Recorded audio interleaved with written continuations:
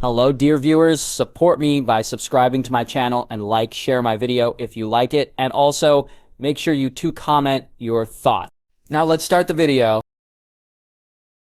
The city of Pentos was one of the most prominent trade partners of the North after Braavos.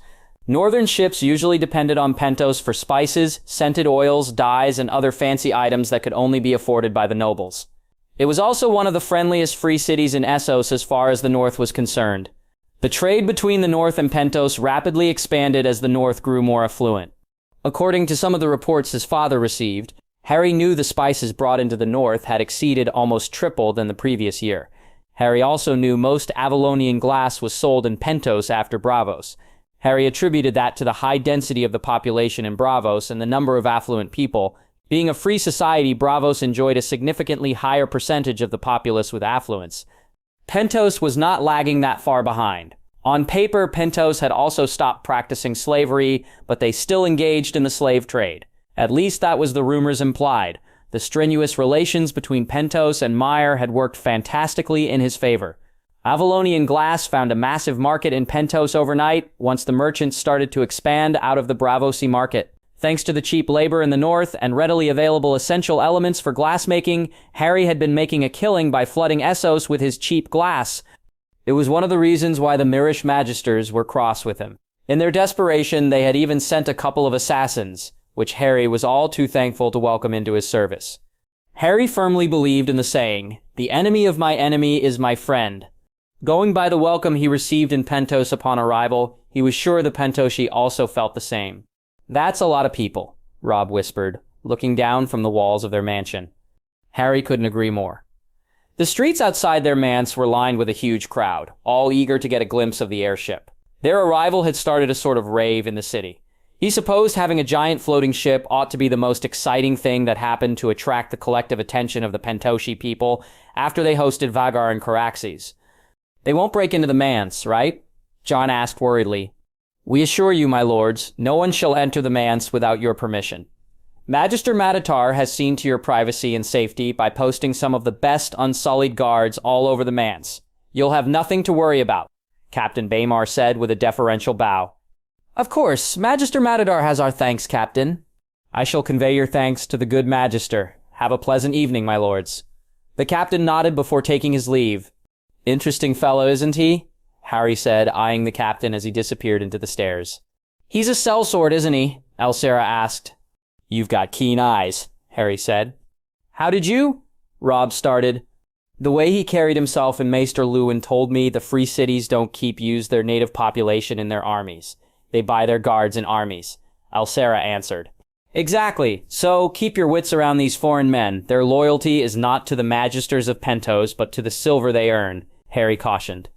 Harry stopped talking, however, when a gaggle of servants came into their manse, escorted by 3 unsullied guards. The curious thing, however, was that these servants were all women dressed boldly for Westerosi sensibilities. Most of them even looked comely enough. "What is this?" Robb asked with a look of confusion. "Compliments from the good Magisters of Pentos, my lords." The unsullied bowed and left. "Compliments?" Robb looked at the woman with utter bewilderment before turning to Harry. "Do you understand what's going on?" "My lords, how may we serve?" The women bowed at the waist. Harry quickly scanned the minds of the women who were conveniently giving them a peek down their neckline with that over-enthusiastic bah. Once he determined they were women of pleasure houses with no specific ill intention towards his family, Harry let his vigilance drop a little bit. "Harry, are you going to say anything?" Jon asked in a whisper. "You are the elder. I leave this most important matter to your discretion," Harry said with a straight face to Robb, who only looked more lost than he already was. Harry left Robb and Jon a stuttering mess before the women as he retired to his room. He had better things to do than hold their hands through every little incident. Besides, some things were better learned through experience. Once Harry was in his room, he immediately went to work carving new runestones for a wide-area scanner. If he wanted a navigational map to be ready, he supposed he ought to finish the work before they journey into Valyria. He was planning a return journey that'd touch up on all the major settlements of Essos on their return journey. He immersed himself in the work as time flew by. Perhaps nearly half an hour later, a knock on the door made him look up from his work. With a simple flex of his magic, the door swung open. It was none other than Anya at his door. "Come in." "Are the runestones for the new map?" Anya asked once her eyes fell on the runestones on the floor. Yes, they are. I'm hoping to finish it before we enter the Valyrian Peninsula. Would you be in need of assistance, my lord? Anya asked. It's better to have more skilled hands, Harry said, eyeing his first student in this world. Anya closed the door behind her and joined him on the floor. Here is the script. Harry gave one of the pieces of parchment to Anya. You'll be carving the portion for storing the images captured as an impulse in the nodes beneath the runestone. I've already inserted the node metal at the base. Aren't you the least bit bothered about those promiscuous women spending time with your brothers, my lord? Anya suddenly asked. Harry stared at her for a long moment, making Anya sweat a little. I apologize, my lord. I was out of line. Anya kept her eyes on the floor. Harry sighed before turning back to focus on his work. I sensed no hostility in those women. If I send them away from my misplaced morality, they'll probably displease their employers, which would be unfortunate in their line of work, Harry explained. Are you saying the women would be punished if they don't share a bed with our men? Anya asked incredulously. Maybe these women were bought to Pentos from the pleasure houses of lies, going by their silver hair. If we say we had a good time, it must be enough to allow them to return safely, Harry said with a shrug. He saw the hesitant look on Anya's face out of the corner of his eyes. There are thousands and hundreds of thousands of women voluntarily and forcefully serving in the pleasure houses of Essos and Westeros. Do you plan on helping all of them, Anya? Harry asked without looking up from the work he was doing. No, my lord. Good. Then might I suggest you focus on the work instead of wasting your time thinking about impossible and irrelevant tasks? Harry nodded, looking at the runestone in Anya's hands for emphasis. Yes, my lord. They continued the work long into the night. The next day, when Harry woke up, he was almost tempted to lie in bed and spend the rest of the day being idle. But he knew he had to be on his feet and meet with the Magisters to discuss the canal and have some serious trade talks. Pentos was one of the free cities that he desperately wanted on his side when the North inevitably declared independence from the Iron Throne. Once the Iron Throne's authority was dissolved, the threat of losing all trade with the southern kingdoms would loom over their heads. When that happens, there'd be a shock that had passed through the North's economy. Harry needed Braavos and Pentos in his corner to offset any short-term adverse effects. But Pentos was the most important free city as it was the gateway to other eastern markets of Myr, Tyrosh, Lys, and Volantis. He had to align Pentos' interests with his own to let them ignore any overtures from the Iron Throne in the future. He hoped the Iron Throne would dissolve as infighting would dismantle the southern kingdoms, but it was better to be prepared just in case. However, when he left his room after freshening up, he saw a brown-haired woman leaving Rob's chamber. Her state of undress was apparent as she was desperately trying to hold her dress together when he found her. But Harry remained silent and allowed the woman to walk past him as he remained inconspicuous to her senses. I might have underestimated Rob, Harry mused. Then, the doors to John's room swung open, and a silver-haired woman walked out of the room, followed by John. He blinked in surprise when he saw the goofy look on John's face, and the woman pressed a kiss to his lips. Well, well, well. It looks like my brothers were having the time of their life while I was spending it carving rocks, Harry mused with a sigh. When Harry checked in on John and Rob, he found both were back to sleep. He also found lots of wine by their bedside. Considering their inebriated state, Harry had Anya stay back with them in the mansion. At the same time, he took Elsera and Josera along with an armed escort to meet the Prince of Pentos and other Magisters. Lord Harrion, welcome to Pentos. Magister Matador Tantalor greeted warmly with a broad smile that stretched across his face. Harry smiled at the well-off Magister. With just one look at the portly man, he knew the man was wealthy. The Magister had a lot of gold ornaments on his person with different gemstones that looked rare and costly. Even the braids on the Magister's head were decorated with gold ornaments. He supposed controlling most of the spice trade to the north would make anyone rich in these times. The rival glass trade in Avalon had made a petty enemy in Myr. This forced his merchants to stay clear of Myrish ports or seas beyond Pentos. Right now, the only safe supply port for northern ships this far east was in Pentos. This also had a marked effect on their trade volume. Magister Matador, you have a wonderful home, and your city is magnificent. You are very blessed. Oh, thank you, my lord. My people tell me even the dragon lords of Valyria would be envious of Avalon, Magister Matador said with a chuckle. I hope your travel was not too uncomfortable. Ah, the travel was fine. The skies offer a peaceful medium for my ship to sail, unlike the turbulent seas, Harry said with a smile. Of course. It must be a privilege to travel so close to the heavens. I hope the gifts I sent to the mansion for earthly pleasures were similarly exquisite." "Indeed, Magister, your gift was well thought out and pleasurable," Harry said with a nod. "Now please be seated." Magister Matadar invited them in and offered them seats before sitting on a chair himself. Harry nodded and sat on a couch across from the Magister while Losier and Josera took seats nearby. "These are my friends Alsera and Josera. They help me manage some of the day-to-day affairs of Avalon." It's a pleasure to meet you as well." Magister Matadar nodded before clapping his hands and calling for refreshments. While the servants started bringing different pitchers of wine and fruits, Harry started to get at the matter at hand. "Our travel route goes through all the free cities of Essos on the west side of the Rhoyne. However, I have not merely visited your home for the sole pleasure of enjoying the sights of this great city. I've come to speak of trade." "Then, Lord Harrion, you came to the right place. Pentos was built on trade. Trade is the lifeblood of our city, and it'll be for generations to come. Here in Pentos, blood matters so little. It is the coin that matters the most. I suspect that's an alien concept to the Westerosi. Blood and name have a pivotal role in Westeros, but coin is as equally important. A name and the right blood cannot provide sustenance, but coin can." "Well said, my lord. Well said." Magister Matadar clapped jovially. "As a man of trade, I know how valuable one's time can be. So I won't take more of your time and present what I came here for," he said, before taking the map scroll of the neck with the marking for the Sunset Canal. "Ah, yes, the rumored canal in the north. I thought it was just talk among the sailors." "Magister Matadar."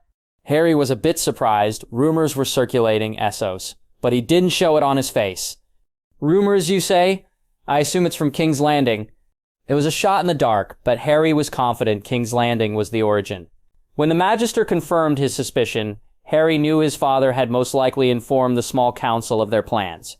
He got the urge to facepalm, but he also understood someone in the small council likely leaked the information for nefarious purposes. "I think my visit to the free cities of Essos became a little more dangerous," Harry thought. Harry concentrated on the present, keeping such thoughts in the back of his mind. "For once, the rumors were not wrong, Magister Matadar. It's my hope the canal will be completed before the year ends, and when that happens, Avalon could directly trade with Pentos." You think this canal is feasible and can be completed within a year?" Magister Matadar asked curiously. "Yes, I have the means to accelerate the work to complete the canal. Once it is completed, I hope to enhance our spice trade. Hopefully Essos would be much receptive to the ice trade we hope to establish." "Ice trade?" Magister Matadar asked in interest.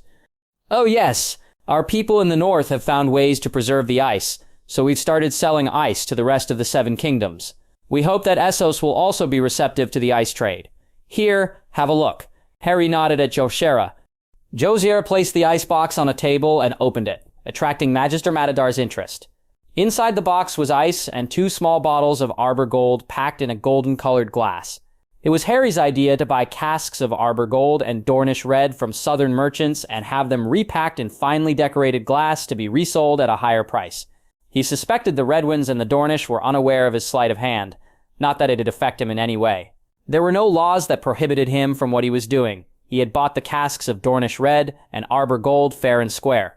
What he did with the wine he purchased was entirely within his control. Josera picked the bottle and poured a glassful of the finest wine from the reach. "Please try it. You'll be pleasantly surprised," Harry said.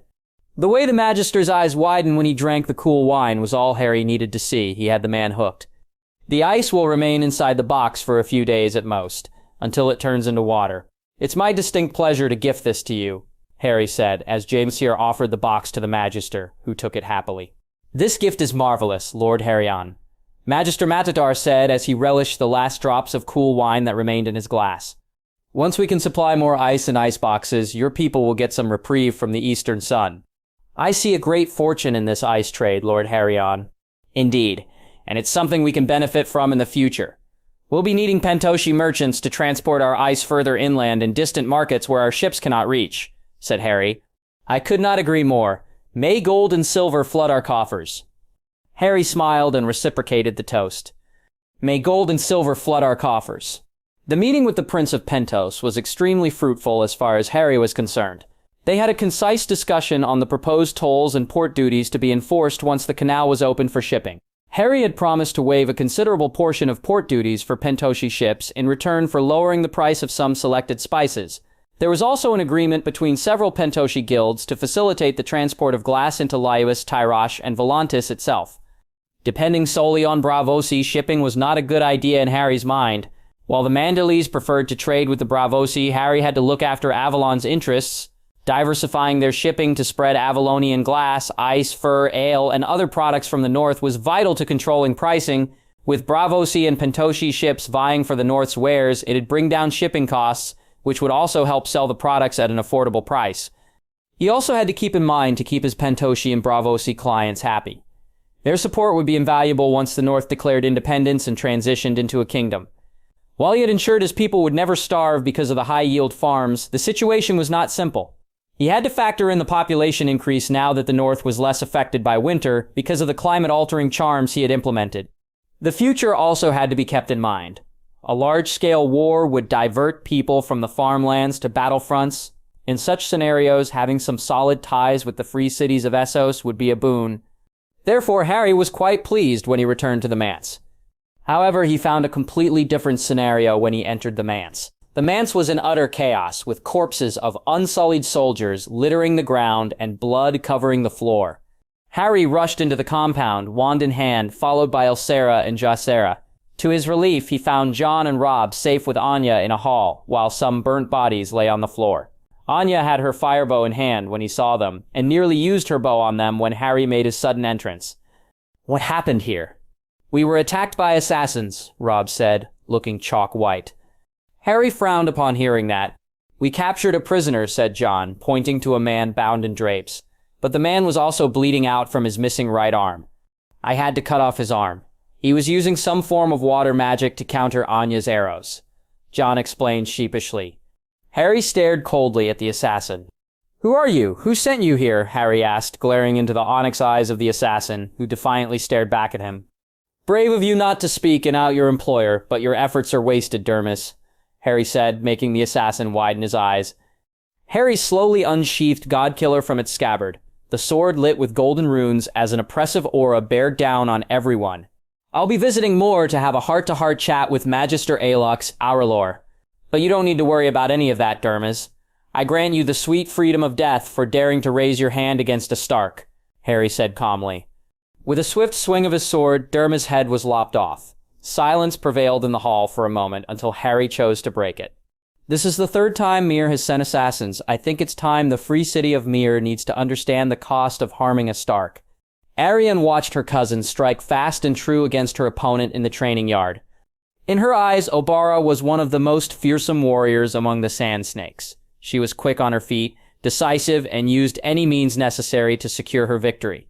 If the warrior had teats and a cunt, the sculptors could use Obara for the statue, Arianne thought amusedly.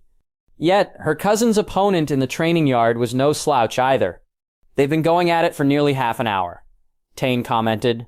"I can see why your father took him as an apprentice," Arianne said, frowning at young Griff, expertly evading Obara's spear with some fast and fancy footwork. She noted the strange Tyrosi boy was copying her uncle with a flair for dramatics in his footwork. Prince Oberyn was an accomplished warrior, but he was also a master when it came to showmanship. Her uncle had the uncanny ability to dance around his opponent and whittle away their confidence. That was the same acting the young Griff was using against Obara. No doubt, her cousin knew what the foreign boy was doing, but Obara could not pull off a victory over the boy. Despite his flamboyant outlook with blue hair and the tendency of the Tyroshi boy to sneak in High Valyrian mid-sentence, she liked his free spirit, and he was easy on the eyes. If she hadn't already been spoken for, she'd have tried to bed the boy and make him a man. Her father was adamant about having her married off to Harrion Stark. Prince Oberyn also spoke highly of the second son of Lord Eddard Stark. Her own interactions with the infamous Black Wolf left a good impression on her. He had single-handedly brought Casterly Rock to heel. Since the Age of Heroes, Casterly Rock had never fallen to an outsider until Harrion Stark breached the impenetrable castle using his flying ship. While many saw the defeat of House Lannister as House Baratheon asserting its dominance in the Seven Kingdoms, she knew better. House Stark now wielded more power than the Iron Throne. If they so wished, the Wolves could dominate the rest of the Seven Kingdoms and wrest control of the Iron Throne from the Stags. The fact that they don't make a play for the throne makes Arianne attracted to the prospect of taking Harrion Stark as her husband. The current political dispensation in the Seven Kingdoms suited her interests just fine. With Stannis Baratheon on the Iron Throne, she could hopefully get enough support for her claim to Sunspear over her brother. However, she was unsure whether her father intended to continue with his stupid plan of making Quentyn his heir. If she could marry someone as strong as the Lord of Avalon, her claim would only get more support from the Dornish lords and ladies. They wouldn't easily allow her father to throw away thousands of years of Dornish traditions and succession laws. But like everything else in her life, marrying Haryon Stark was not as easy as Arianne hoped. As far as she knew, Lord Eddard had yet to give her father an answer despite her father making the offer. Lord Arryn had spoken favorably of the match in the hopes of tying Dorne close to the Seven Kingdoms and the natural allies of House Baratheon. But having the blessings of Lord Arryn and Lord Eddard was not the only thing she needed. Lord Eddard had left the decision in the hands of his son, which was unheard of in Westeros. But seeing as the Lord of Winterfell had allowed his son to rule the vast rich lands of Sea Dragon Point from such a young age, no one should have been that surprised. But the challenges didn't stop there. She had tried to woo Haryon at the capital. Despite his affectionate ways, she knew her attempts at seduction hardly moved him. She had thought she could wrap the Black Wolf on her pinky finger, but he proved to be a tough one. He was as courteous and indulging as a Stark could possibly be, but she knew her cousin had more chances with him than she did. Arianne didn't fail to see all the glances he sneakily shot at Nymeria while she was hanging in his arms.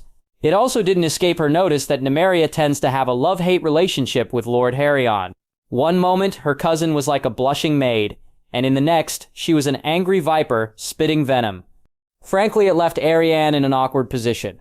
If it had been Tane, she could have easily made some adjustments. Tane was her close friend and trusted companion.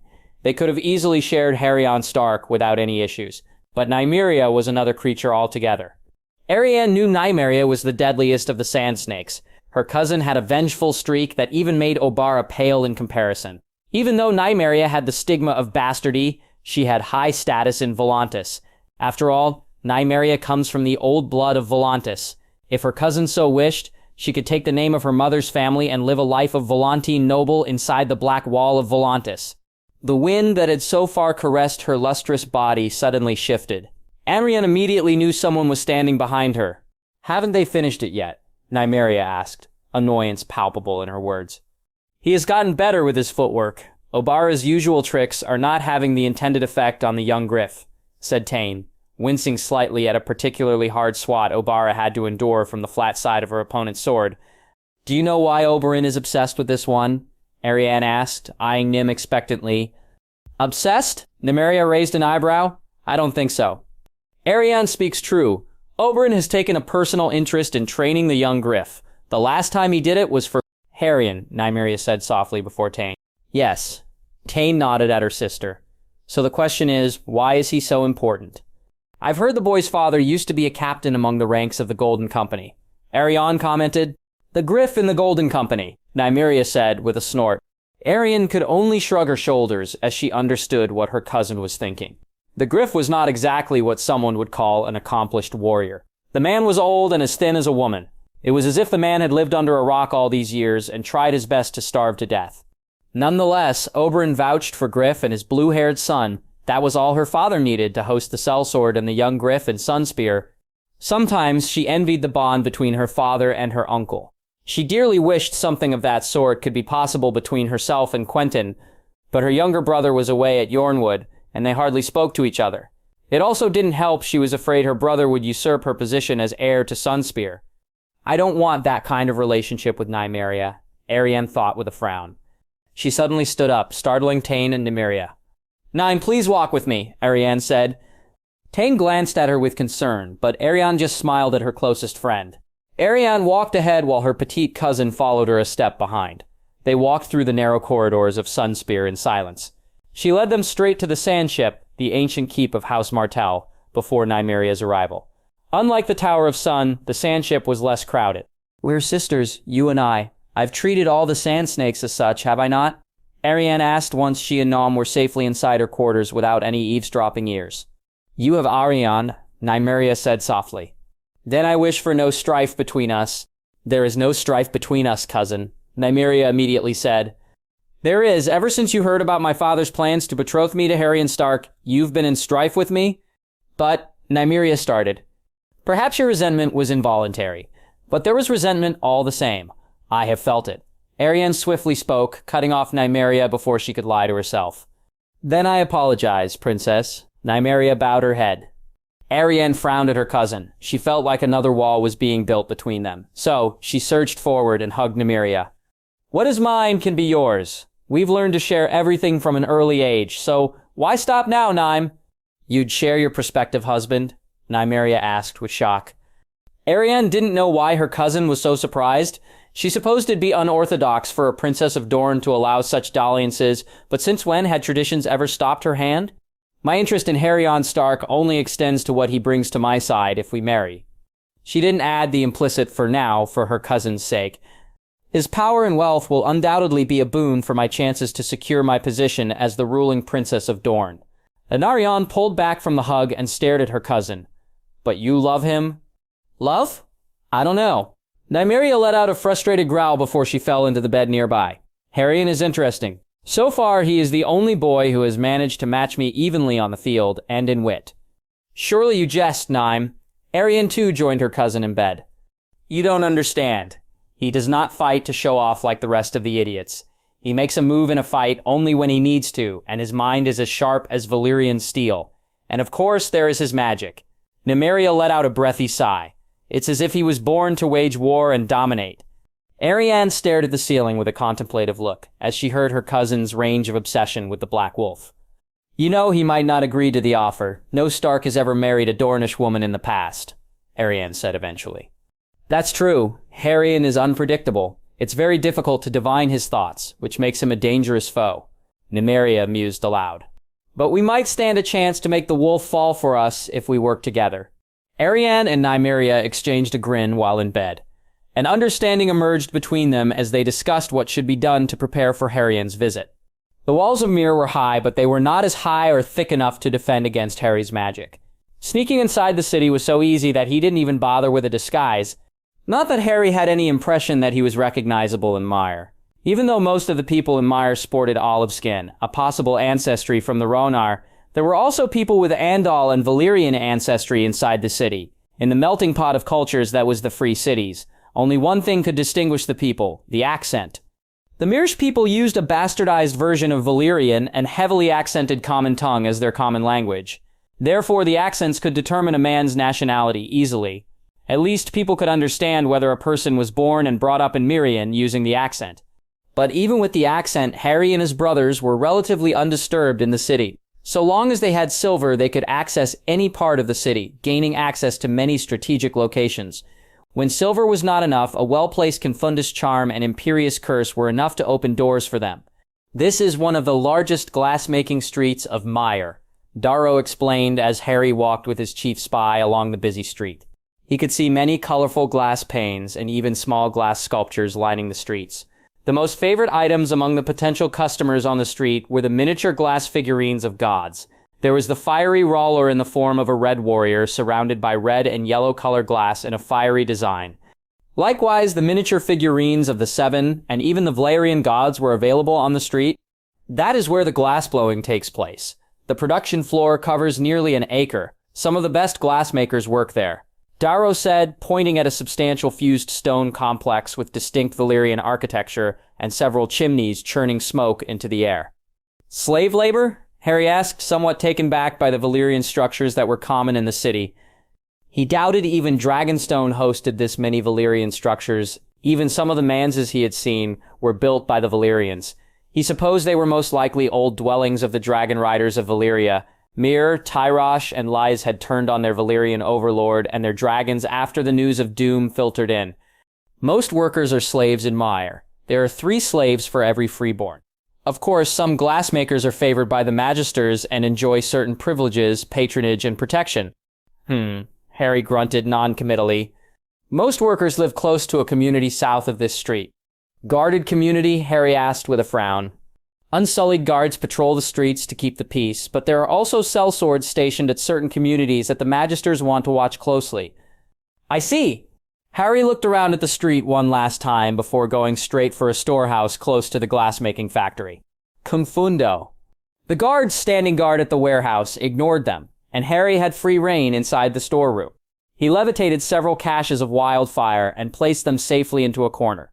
After applying a Notice Me Not ward on the volatile substance, Harry left the storeroom in search of another spot on the street. After a few more runs, placing several caches of wildfire in a circle around the whole street, he met up with Jon and Robb, escorted by his other spies, Crate and Brox. Ever since the Registers of Myr sent assassins, he had been planting spies in the city for something like this. He knew from experience that people who enjoyed tyrannical power seldom allowed a threat to that power base to thrive for long. The history of the free cities of Essos also suggested that they never tolerated a rival power if they could help it. He didn't see why that shouldn't extend to the north now that they were encroaching on Myr's most lucrative glassmaking business. "Have you identified the other places?" Harry asked as they left the street behind. "We have," Robb said with a troubled look. Jon and Robb looked far gloomier than usual. Harry already knew his brothers had reservations about what he had planned for the city. They had no qualms about killing the Magisters, but they had some sympathy for the slaves toiling inside the city.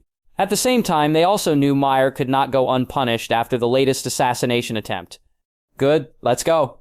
Daenerys busied herself with embroidery, trying to sew a small red dragon into the cloak for her brother. Unlike what she feared, Magister Alex never kicked them out of his manse, despite Viserys being a bad guest.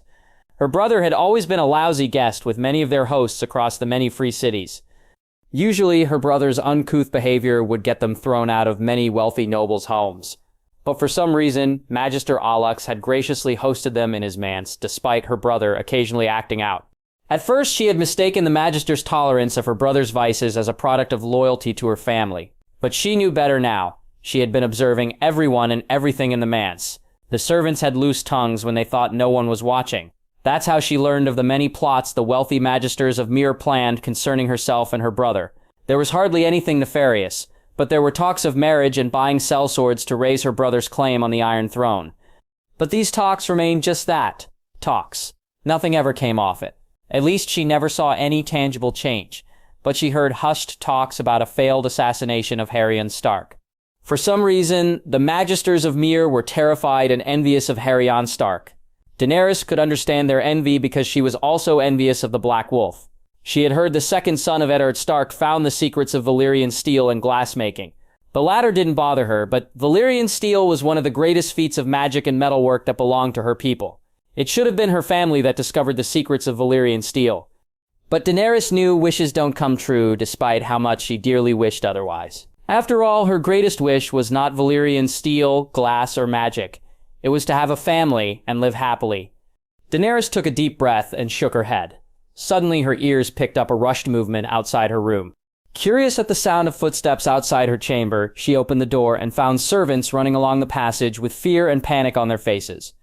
"What has happened?" Daenerys asked. "It's the city, princess," one of the servants told her, out of breath. "The city?" Daenerys blinked in surprise. "Yes, princess. The city is on fire," the servant said, and immediately after that, a large tremor went through the palace and made her stumble. She started hearing screams from the city as she ran along the narrow passage as fast as her legs could carry. Only when she neared a window did she see the full scope of what was happening outside. Bright flashes of fire appeared all over the city, illuminating the night sky in an eerie red and green glow. "No," Dany whispered under her breath, horrified at what she was seeing. She immediately ran towards her brother's room, but didn't find him there. Her panic only rose as more tremors shook the palace, and the glow outside became brighter. She didn't know what else to do. The servants fled the palace despite the unsullied guards' best efforts. "Where is my brother? Where is Magister Alex?" she asked repeatedly, but no one answered. Daenerys feared going outside the palace when an uncontrollable fire consumed the city, but she also didn't feel like cowering in a corner. "I need to see what's happening in the entire city," Daenerys thought. She started climbing the stairs of the main keep of the palace, where there was an open balcony that could watch over the city. As she climbed higher, she saw guards lying on the floor, unmoving. At first, she thought they were killed, but on closer inspection, she realized they were all sleeping. With trepidation in her heart, she carefully climbed the stairs until she reached the balcony. When she sneakily looked through the open door, she saw Magister Alex and her brother sitting stiffly on a couch. "Brother?" Dany cried as she ran to his side. However, she noted that her brother didn't react and sat stiffly on the couch, unmoving with his eyes open. "Viserys, what has happened?" But Viserys remained stiff as a stone. "Why are you silent? Say something." Daenerys shook her brother's shoulder, but he remained silent and unresponsive. "Magister Alex, please say something." "What is happening?" she screamed hysterically. I'll tell you what is happening, princess. An unfamiliar voice suddenly spoke up, making Daenerys freeze. She slowly turned around, and only then did she see a figure standing close to the ridge of the balcony, watching the fires spreading in the city. As the unfamiliar figure turned to face her, she saw the steel greaves on his arms and the shoulder plates gleaming under the light of the fire, indicating armor. Daenerys saw a black-haired boy closer in height to her brother, standing across from her. When a strong wind rushed into the balcony, the black cloak on his shoulders fluttered, and that's when she saw the sigil of a black wolf on a gold field. "Stark," Daenerys breathed in fear. "Yes, it's time for us to have a chat, don't you think?" The wicked grin on her enemy's face stopped her heart. It felt like there was a lump in her throat, and she had forgotten how to breathe. The night sky was no longer dark as silhouettes of many buildings fell on different parts of the city as it burned. The screams of men and women chased away the silence in the city. As seconds ticked by, the intensity of screams only started to increase in the city of Myr. If the intensity of screams increased, so did the intensity of flames that were devouring flesh, stone, and mortar. "I'm usually a merciful person, Magister Aelux. That's why I never retaliated against your first few assassination attempts," Harry said non-committally while looking out into the burning city, sitting on his conjured chair. "But this latest attempt that was in poor taste, your assassins managed to kill a few of my servants," Harry said with a sigh. "They were honest people, hard-working and loyal. I know some of their children, and now when I return home, I'll have to see those children despair for the loss of their parents." Harry twirled the Elder Wand between his fingers as he directed his gaze back at the man who sent the assassins. "Nothing to say?" Harry raised his eyebrow while staring at the Magister. Harry frowned when the man just stared at him stiffly. He eyed Viserys and Daenerys Targaryen. Viserys was also sitting stiffly on a chair, while Daenerys Targaryen was looking at everyone with palpable fear in her eyes.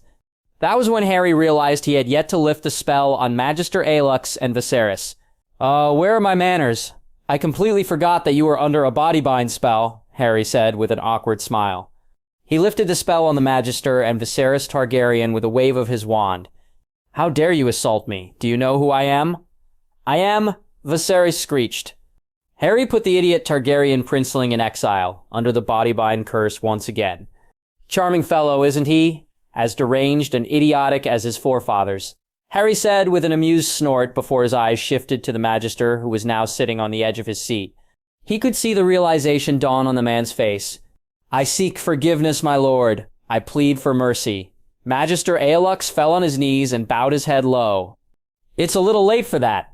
I take attacks on my people seriously. In my eyes, a Northman's life is worth 100 freemen of Myr. My lord, please, I beg of you," the Magister stuttered. Harry raised his hand to stop, and immediately the man fell silent. There was a rush of footsteps that were getting closer, and sure enough, when Harry looked to the balcony entrance, his brothers came in. He was not surprised to see their swords drenched in blood. Jon even had his new wand out in his left hand. He hoped Jon earned some battle experience with the wand. After all, waving around a sword was not much of an important skill when magic could be weaponized to decimate entire armies. The present situation was the best example of how much of a terrifying weapon magic could become when used properly. Myr was by no means a defenseless city. It had high walls and enough wealth to contend against the other free cities of Essos for dominion over the disputed lands. It had also been a principal belligerent polity that brought about the end of House Targaryen's influence and dragons during the Targaryen Civil War. The city had even emerged as a victor during the Century of Blood. But now, Myr was burning for the first time in its recorded history. All because the city had no defense against Harry's magic. What dragons and massive armies couldn't do, Harry did in the span of a week. He all but defeated Myr and brought them to heel. Or at least he would in the following week. We seem to have some guests. I believe introductions are in order. The red-haired one is my older brother Rob, and the other is my younger brother Jon. Harry introduced his siblings to the Targaryen children and the kneeling Magister. Harry conjured 2 chairs from thin air and welcomed them to take their seats. Other men also started to fill in on the balcony. "The manse is secured. All the unsullied guards are dead. The rest ran away into the streets once the slaughter began," said Jon, wiping the blood off his sword on a piece of cloth. "So much killing." Harry shook his head sadly. "I beg for your mercy, my lords. We were wrong. I was taken hostage by emotions and poisonous words of my fellow magisters." The man was good with words and acting. I'll give him that, Harry thought with amusement, watching the Magister mustering up a face of deep disappointment and sadness. The Magister even mustered a stray tear to roll down his left cheek. For Merlin's sake, we wolves are a peaceful lot. We hardly care about anything else that happens outside the borders of the North. But we do not have it in ourselves to forgive those who harm our pack, Robb growled, glaring down at the Magister. My brother speaks true. You should have known better, Magister Aelux. After all, your guests would have reminded you of what happens to those who harm the wolves of the North, Harry said, nodding at the Targaryen children. Or you could cast your eyes further north from your city to the desolate lands of the Andals. There you'd have found the old enemies of House Stark living in a broken land as slaves in all but name, Jon said firmly. Harry was slightly surprised that his brothers were getting in sync with his outlook. Perhaps the attack in Pentos was a blessing in disguise. They seem enthusiastic to make an example of the Mormon, Harry mused while observing his brothers. I could be useful, my lords. I have wealth beyond your wildest dreams, Magister Aelux offered, his desperation evident in his hopeful gaze. We have all the wealth we need in the North, Robb said, looking down at the Magister with disgust. I can offer you women. The most beautiful women in the world could be yours, my lords, the Magister offered. Harry nearly broke into fits of laughter at the Magister's presumption that he could buy his safety by offering women. You dare try to bribe us with your slaves. Jon snarled. If it weren't for Robb, Jon would have cut off the man's head in one fell swoop. I think you've severely underestimated us, Magister, Harry said rather blandly. I beg for your mercy. Alux floundered, looking at each of them in panic. I can be your messenger. I can spread the word of your demands to the rest of the Magisters of Mai. They'll know the danger of turning hostile towards House Stark. Robb scoffed upon hearing the offer. Enough with this nonsense. I'm taking his head, Robb said, climbing to his feet with a sword in hand. No, please, I can be useful, Alux pleaded as Jon pushed the man towards the block of wood Harry conjured for the occasion. Please don't worry, Magister Aelux. You'll be our messenger to Mire and all our enemies, said Harry, as some of the men forced the Magister's head on the block. Robb took the man's head with a single swing of his sword. When the head of the Magister fell from his shoulders, Daenerys Targaryen screamed and scooted back in fear. Viserys remained seated on his seat without a muscle out of place thanks to the body-bind spell. Harry lifted the spell on the Targaryen prince in exile. This time, the princeling kept his mouth shut while staring at them in horror. What should we do with them? Jon asked, staring at the children of the Mad King with a frown. Robb looked at Harry for his opinion, but he just shrugged his shoulders in disinterest. Leave them be, they're of no threat to us, Robb said after a brief moment of consideration. The airship suddenly came out of the invisibility spell and lowered itself closer to the balcony before rolling out a flight of stairs. If I were you, I'd stay in the manse until the fire dies down in the city. Harry gave a small piece of advice to the Targaryens. We are dragons. Dragons needn't fear fire, Virizilis said, rather pompously after regaining some semblance of courage. I see no dragons. Harry made a show of looking around. Do you see any dragons, Jon? No, brother. There are no dragons here, Jon said with a chuckle. In the background, their men were stepping into the airship one by one. We're the blood of the dragon. Sooner or later, we'll reclaim the Iron Throne, and all traitors will have their heads on spikes at the Red Keep. Viserys threatened while Daenerys tried to make her brother shut up. You seem to have more sense than your brother. Staying with this idiot guarantees your death or worse. We can give you a safe place in the North to live if you want. Harry offered, looking expectantly at Daenerys Targaryen. Thank you, my lord, but I'd like to stay with my brother, Daenerys said demurely. That's unfortunate, Harry thought. He could sense an unusual magical energy from the Targaryen princess. He suspected Daenerys had some potential for magic within her. Perhaps it was her extended stay in Essos that developed her latent magical powers. Either way, that was going to do nothing good for her. Having the potential for magic was useless when no training was available to nurture that power. That's a shame. Your brother looks more and more like the second coming of the Mad King, Harry said, eyeing the Targaryen princess. Lies. My father was a great king betrayed by the usurper and his dogs, Viserys screamed. Harry snorted, but otherwise didn't entertain the foolish princeling. He could understand why the Martells abandoned their little plan to marry Arianne to Viserys. I give you the best of luck with this mad fool. You'll need it if you're staying with your brother, said Harry while staring into the lilac eyes of Daenerys. Last chance. Harry pointed to the entrance of the airship, but the Targaryen princess didn't budge. Harry shrugged his shoulders and wrote off the girl as a lost cause. Once he climbed onto the deck of his airship, he powered a runestone and let it drop into the city as the airship climbed high to be among the clouds. Now the world will know the consequence of earning my enmity. Pockets of wildfire ignited all around the vast and beautiful city of Myr. But unlike the green fire produced by the alchemists, this one was a tad different. Bright white fire lit the city in an ethereal light. The white flames never left anything it touched to remain in a solid form. There won't be even ash as residue. It was one of the tweaks Harry managed to introduce into the substance. From the sky, Harry could see the enormous rings of fire forming within the city's walls.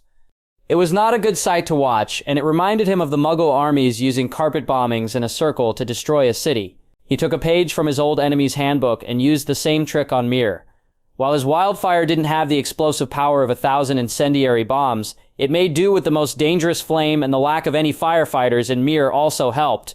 Harry wondered whether his actions in Myr would become a catalyst for change in the city. He had targeted the affluent portions of the city. No doubt his attack would cripple the wealthy magisters of Myr who survived the fire. The weakening of the magisters offered the slaves who outnumbered the freeborn a rare opportunity to take their destiny into their own hands. I suppose that depends entirely on the people below, Harry thought as his ship cleared the city and moved further south towards their next destination, Tyro.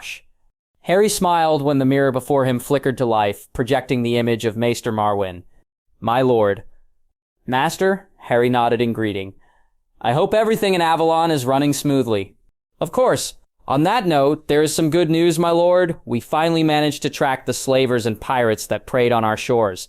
Captains Black Chuck and Simeon destroyed the pirate ships and captured their lair. Harry was suitably impressed by the news. They had been trying to pinpoint the exact location of the Tyroji and Lazini pirates operating near the North's western shores after Jorah Mormont's dealings with them came to light. Where were the pirates based in the Iron Islands? Harry asked curiously. They were not based in the Iron Islands as we suspected, my lord. Harry blinked back in surprise when he heard that. They were not? Harry asked incredulously. As difficult as it is to believe, they were based on the 3 unnamed islands close to Blazewater Bay. Now, Harry openly gaped at the claim put forth by Maester Marwin. That's our fleet searched those islands for pirates. Well, our ships didn't do a good enough job the first time around, said Maester Marwin. Harry could only sigh at all the wasted hours of searching for the pirates in the Iron Islands. The invasive methods he had been using to stifle the ports of the Iron Islands in the hopes of squeezing the pirates out of their lair. At one point, he even suspected the Lonely Light to be the pirates' base, despite the island being the farthest known settlement in the Sunset Sea from mainland Westeros. What did our men find, and what happened to the pirates? Harry asked. These pirates had a neat settlement going in one of those islands. It was revealed from questioning the inhabitants that they had been living on those islands for centuries. Do you believe their claim? It's possible they're speaking the truth, Maiden Merwin said with a thoughtful look. The western shores have been subjected to Ironborn raids from the time of Winter Kings. These people may be the descendants of escaped thralls. Harry frowned in consideration as there was no easy way to confirm the story of these people without paying a visit to the island. What does House Fisher and Risewell have to say about this? After all, they are closer to these islands. We haven't informed them yet, but I suspect they have no idea what goes on these islands. They've never attempted to settle people on these islands, and they've never made any claims on them either. So, Master Marwin trailed off and looked pointedly at him. Place a few ships on those islands, and place my banner on them. From now on, Avalon guards and commands these islands until my father says otherwise. As you wish, Marwin nodded. Now, what about the pirates? Harry asked. We've taken some prisoners. Some were killed in the fighting. We've captured 2 intact galleys and 4 damaged galleys. 3 pirate ships were destroyed in battle and sank to the bottom of the sea. Captain Simeon also found a small reef where the pirates kept their loot. I see, Harry nodded. Have you informed Winterfell? I have sent the Raven to Lord Stark. Undoubtedly, he'll be thrilled to learn the pirates and slavers were apprehended. I doubt he'll be satisfied until Jorah Mormont's head is on a spike. Harry said with a sigh. Send these pirates to Winterfell and double the pay of the captains and give them half the share of any loot they recovered as promised. Is that wise? Perhaps it'll be better? Maester Marwin, Harry said firmly. Yes, my lord. The old maester sat up straight upon hearing his authoritative tone. I promise the reward. Split the loot evenly between Captains Black Chuck and Simeon and double their usual pay. As you wish, my lord. Good. How goes the work at the neck? Slowly, I'm afraid, Maester Marwin said with a sigh. Constructing roads in the area is very difficult. The ground is not hard enough, and periodic rains have only damaged and hindered the work there. That's unfortunate, Harry muttered.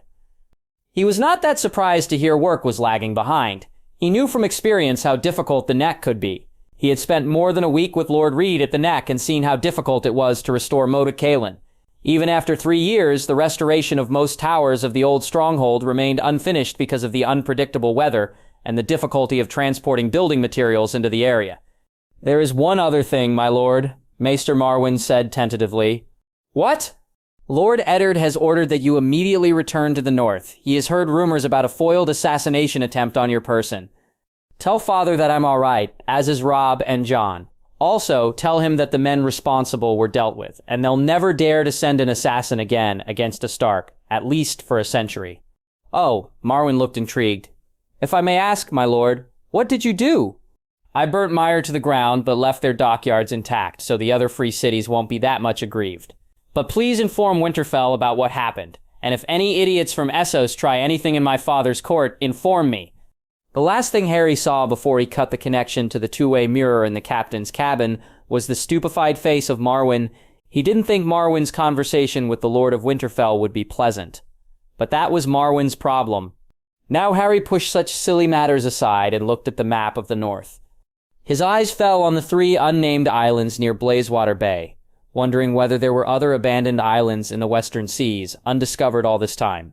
He wouldn't put it past his countrymen to forget all about such small islands when their domain was so vast compared to the southern kingdoms. Either way, he knew interesting times lay ahead. Daenerys followed her brother quietly through the blackened streets of Mire. She was sad to see the lively streets become vacant and left with nothing but burnt-out husks. Her favorite street with the fountain of seashells was no longer in existence. It was decimated like all the beautiful places in the city. The brightly painted buildings were now blackened with their roofs caved in. It was a sorry sight that greeted her eyes as she exited from Myr with her brother. Even the grand building made of Valyrian architecture of fused stone was not spared from the attack of the demon wolf. She now understood why some people used that moniker to address Harry and Stark. Once again, she was forced out of a place she'd not hesitate to call home.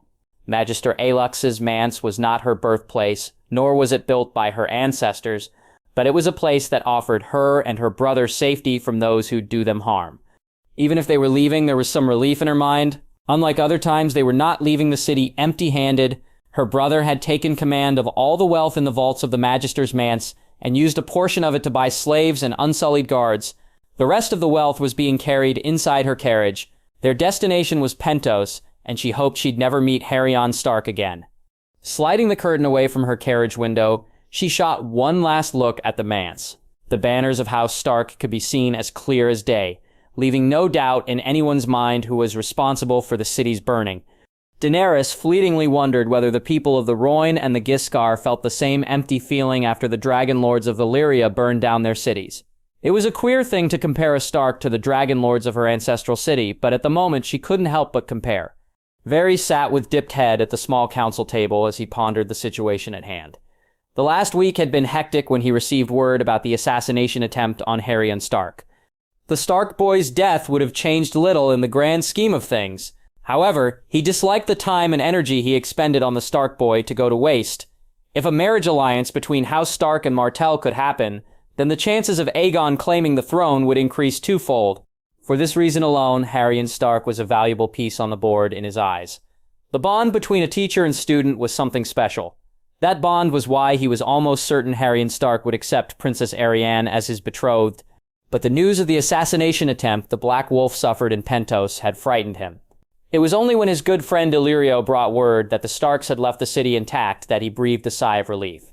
He had immediately tried to unravel the benefactor of the mysterious assassins, but it was nigh impossible to find any information. All the assassins were dead, and the mess that was Pentos in the wake of the assassination had let the trail go cold. But he now knew who was responsible. It was not his little birds that found the enemy in the shadows. It seemed the Black Wolf was adept at finding the knives hidden in the shadows and tracking them down.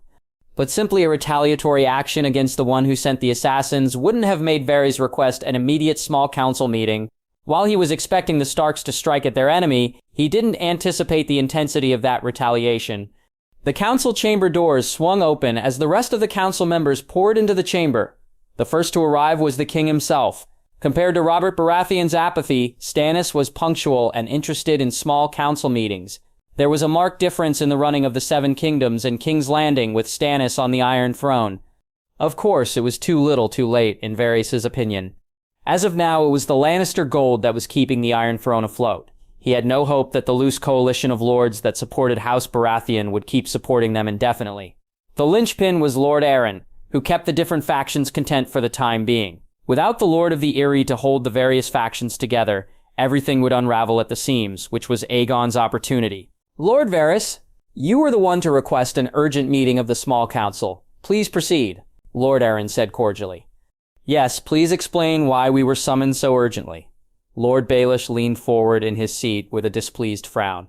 His Grace and I had planned to discuss some of the finer aspects of the treasury today, and we had promised to meet with the Artisans Guild. We also lack the Master of Laws and the Master of Ships. Lord Oakheart has unfortunately left for Old Oak, and Lord Redwine has sailed for Dragonstone. Grand Maester Gormon reminded them gently. Varys doubted Lord Oakheart would return. The man was not fit for the royal court, and to his credit, the Lord of Old Oak realized this fact. The position was given to the Reach Lord as a reward for the man's bravery in the field in holding the Lannister armies back and protecting the Ocean Road. He was a little surprised Stannis allowed the man into the small council despite his infamous grudge against all Reachmen. The small council has become smaller, Lord Baelish quipped with an amused tilt to his face. It'll get smaller if you persist in dragging this meeting with your incessant and useless comments, King Stannis growled, shooting a displeased look at the Master of Coin. Varys watched with amusement as Lord Baelish fell silent, looking properly chastised. The Vale Lord had been hard-pressed to thrive under King Stannis' kingship. His little birds brought him whispers. The man was bleeding coin because King Stannis was forcibly shutting down brothels from the city's major streets. Lord Varys, what do you have for us? Lord Arryn asked, avoiding the banter altogether. Your Grace, I can now confirm all 3 Stark brothers have survived the assassination attempt. Now that got the attention of the council. They were spotted? Lord Arryn asked. Yes, Lord Arryn. My little birds bring word from Myr. Moor, didn't you say the glassmakers of Moor hold a grudge against Lord Harryan? King Stannis asked with a frown. Yes, I did, Your Grace. It seems Lord Harryan and his brothers also think Myrish Magisters hired the assassin. They retaliated against the city. What did they do? Lord Arryn asked with some trepidation. They burned the city to the ground, Lord Arryn. What? Lord Arryn stared at him with wide eyes. Varys expected the look of utter disbelief from the council members. Even he was struggling to reconcile with the fact that the free city of Myr was now a burned-out husk. Myr was one of the wealthiest free cities in Essos, with a history dating back to the Valyrian freehold. So, to claim that one of the free cities just got burned by a young boy was simply ludicrous. Even the Dragon Lords of Valyria had to wage bloody wars to burn an enemy city with substantial loss of dragons and men, despite what the propaganda used to say. Therefore, Varys was reluctant to trust the whispers his little birds brought forth from across the narrow sea. However, after careful consideration, he was reluctant to trust the information because he had heard similar claims from the Iron Islands. During the Second Ironborn Rebellion, there were ludicrous claims that the Black Wolf burned Blacktide to the ground and turned the sands of the island into glass. He had dismissed such rumors as exaggerated talk, but perhaps he should have heeded the rumors and investigated the matter more closely. In his defense, he was focused on Lord Tywin and foiling the Old Lion's plans rather than worrying about what was happening in the Iron Islands. Are you certain, Lord Varys? Ser Barristan asked. Varys gazed at the Lord Commander of the Kingsguard with a keen look. I'm afraid my little birds are speaking the truths. Sark banners adorned the manse of Magister Aelux Aralor of Myr, along with his head on a spike. His manse was left untouched by the flames that wreaked havoc in the city, said Varys.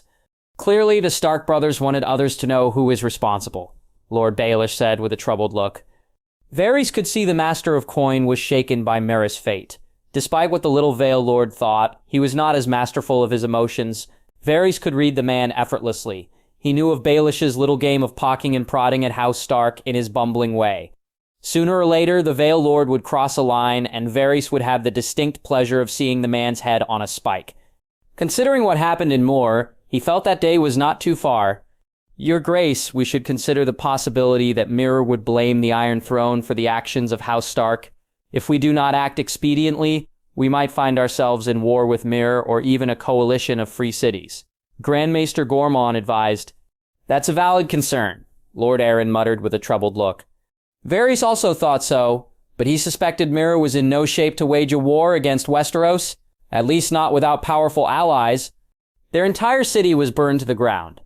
Even as we speak, the Mirmen are counting their dead and praying to all the gods they know for survival. I think they'll be worrying more about local rivals, warlords, smugglers, slavers, pirates, and Dothraki raids rather than wage war against an entire continent on the other side of the Narrow Sea, said Varys. That may be so, Lord Varys, but Myre may turn hostile against us in the future once they recover unless we punish the culprit responsible, Lord Varys said with a sense of rising confidence. Varys saw a flash of slyness enter the man's eyes, but it disappeared just as quickly as it came. Still, the man was woefully incompetent to shield his emotions whenever the Starks were involved. It sort of made his work easy to rile up the Vale Lordling. However, he had to agree with Baelish on one thing. When Myre recovers, it might turn its considerable powers to make a nuisance to the Seven Kingdoms. Punishing the culprit? There are no laws broken as far as I'm aware. Varys was a little surprised to see the Grand Maester come in defense of Harry Stark. But the man also brought up an interesting point. I concur with the Grand Maester's wisdom. This unfortunate event happened in Essos. I don't believe the Iron Throne should involve itself in events that happen beyond our borders, as it had set a dangerous precedent. Varys made his opinion clear. I also agree. If we act against the Starks in this issue, we'll be held liable for everything our people do beyond the borders of the Seven Kingdoms. The implications of such a perception would harm the Iron Throne, Lord Aaron said. But, surely, Your Grace, you also see the necessity of controlling this menace. If the Stark boy can do as he pleases, we'll be left to pick up the pieces of his misadventures. The disruptions in trade alone will affect us adversely, Lord Baelish beseeched. Surely you jest, Lord Baelish. You can't expect the crown to intervene in a lord's freedom. We'll have a rebellion in our hands. Lord Aaron looked at his fellow Valyman, aghast at the suggestion. It'll be like asking a lord or a knight not to use their sword or dagger. Varys helpfully provided. I'm not suggesting anything of the like, Your Grace. Baelish was quick to backtrack. I'm merely worried that the trade will suffer in the Narrow Sea with Myr devastated. From an outsider's perspective, it might look like the crown approves of what befell Myr, which could be dangerous. There is some sense to Lord Baelish's opinion. We could send emissaries to other free cities to convey that we had no involvement, or perhaps we could send some token aid to Myriad, Grand Maester Gormon suggested. The Faith. We could send the Silent Sisters and Septons to help its people recover. Grand Maester Gormon suddenly spoke with an excited gleam in his eyes. That's, of course, assuming the rest of the free cities would even allow us to help Myre. Varys quickly said that before such a ridiculous idea could take root in the minds of the council members, the last thing he wanted was for religion to get involved in this matter. It was already delicate enough, and the chances of a religious war breaking out would be the worst scenario that could happen out of this incident. What do you mean, Lord Varys? King Stannis asked with a frown. While Lord Baelish's assumption that there will be trade disruptions, I think we might be ignoring the rivalry between the free cities, said Varys. Go on. King Stannis now looked intrigued.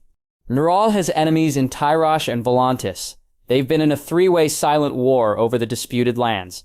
With Nural getting burned, they're most likely unable to project strength into the disputed lands. Tyrosh and Volantis might be celebrating as of this moment for the weakening of their rival. Varys explained. But Tyrosh and Volantis are not the only free cities. There are Pentos, Lydials, and Bravos to consider. They all engage in trade with us. What will we say to them for the disruption in trade? Baelish challenged. Why would we have to say anything? The crown had no part in these unfortunate events, the Grand Maester said firmly.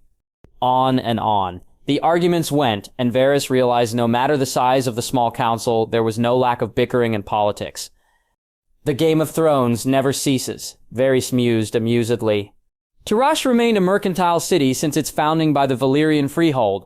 Traders were revered in the city and considered the lifeblood that floated their society. Its unique geographical position, granting it access to the Narrow Sea and the Summer Sea, along with the abundant natural resources near the city, made Tyrosh one of the wealthiest free cities.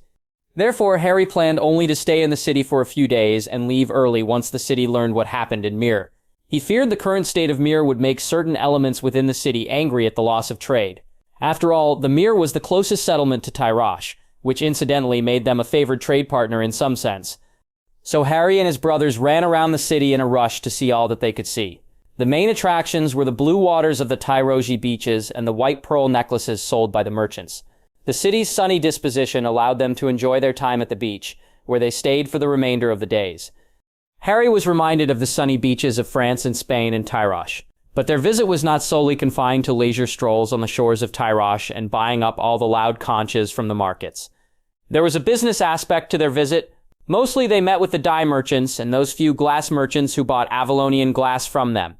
However, when word eventually reached Tyro of what happened to Myr, the mood in the city was one of celebration.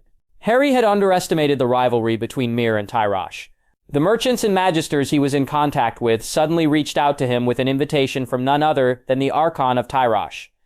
That's how Harry found himself in a conversation with Mime Excellier in the manse of the Archon. "I've known Magister Aelux of Myr. I'm not surprised he sent assassins after you, Lord Stark.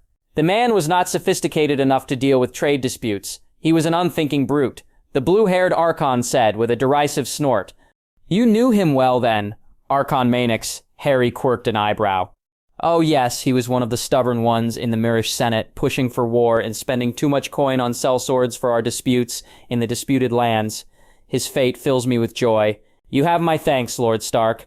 You might have unintentionally saved us from a bloody conflict," said the Archon while enjoying baked honey fingers in between with a relaxed posture. Harry had to admit the local delicacy of Tyro was fast becoming his favorite. And the brandy, of course. He made a mental note to order a large batch of brandy from the city. There were several flavors to choose from, and Harry thought he'd be doing a lot of testing to pick his favorite. "May I say that your city is beautiful, filled with colors and sweet delicacies? Fortune seems to be shining upon you, and may it never halt." "May it never halt, indeed." Archon Manix grinned, raising his glass of brandy for a toast. The rest of the evening passed by with a sense of revelry and celebration in the palace of the Archon. Almost all important guests were invited to the party the Archon had thrown in his honor, and Harry took advantage of it in the Taroji way by talking trade. In the span of an hour, Harry had negotiated deals worth millions of Taroshi silver. Most of it was Avalonian glass and ice. The Taroshi were intrigued by his offer of ice to supplement their phenomenal skill in quality liquor making. He also made a mental note to invite some of the liquor merchants to his manse and treat them to some cold ale and wine. Maybe he could even serve some cold Taroshi brandy to showcase the potential of the ice trade. But the most crucial discussion that night was Tyrosh's interest in the Sunset Canal when he broached the subject with some magisters and Archon Manix. The interest of the Tyroshi on the canal stumped Harry as the city was so far away from the canal. Besides, they also had easier access to the Sunset Sea by sailing around Dorne. So Harry sifted through several minds until he found out why the Tarosiers were interested in his canal. They were having some difficulty with Lys as tensions were brewing because of their constant bickering over the disputed lands and even the stepstones. With Myr in tatters, the chances of Lys getting emboldened to make a renewed push on the disputed lands were high. This state of affairs made a canal in the north and direct trade with Avalon far more attractive, and his promise of opening the canal within a month put a smile on many merchants' faces. Still, the Taroshi economy was intertwined with trade through the Summer Sea. They'd have to sail the long route to the Reach and the Westerlands should hostilities break out with lions. So, they were quite interested in diversifying their trade with the north. Harry was also interested in fanning the new opportunities that presented themselves, with more becoming a non-factor. He no longer had to fear the shipping lanes becoming hostile for northern merchants. He had already learned tidbits of plans from the Archon's mind about capturing Mor's fleet and port in their weakened moment. With Myr currently too weak, he deduced Tarash would soon dominate the region, provided Lys was a little late to act. By the time the celebrations and the party concluded, Harry was ready to get a good night's sleep with a sense of achievement in friendly relations with the Tyroshi. After all, it was not every day that he could call the Tyroshi Archon a friend. But when he reached his chambers, graciously provided by the Archon, he was greeted by the sight of one young woman standing outside the doors of his chamber. She had long, luscious silver hair and lilac eyes. It was not rare to see those with Valyrian blood in Tyrosh, but it was rare to see a beautiful one standing outside his door. Her shoulders were bare, and the rest of her body was poorly hidden by a thin, pinkish silk dress.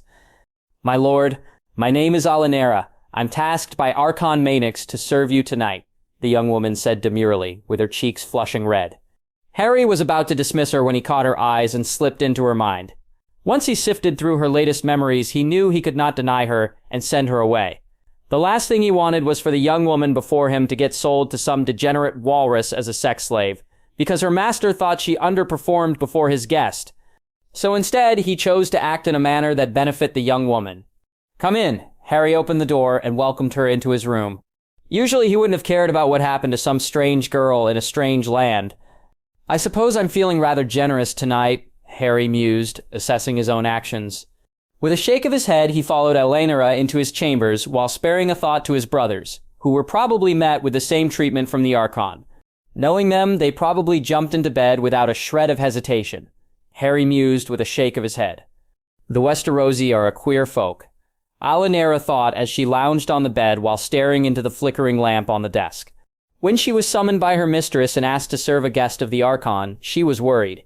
She had never laid with a man in her life, and although she was adequately trained by her mistress, she knew her first time would be difficult. What she didn't expect was for the Archon's guest to be younger than her. He was a strange Westerosier who talked her ear out instead of bedding her. His name was the first thing he gave away freely, and then he offered her freedom. She had internally scoffed at the offer and saw it as a cruel joke.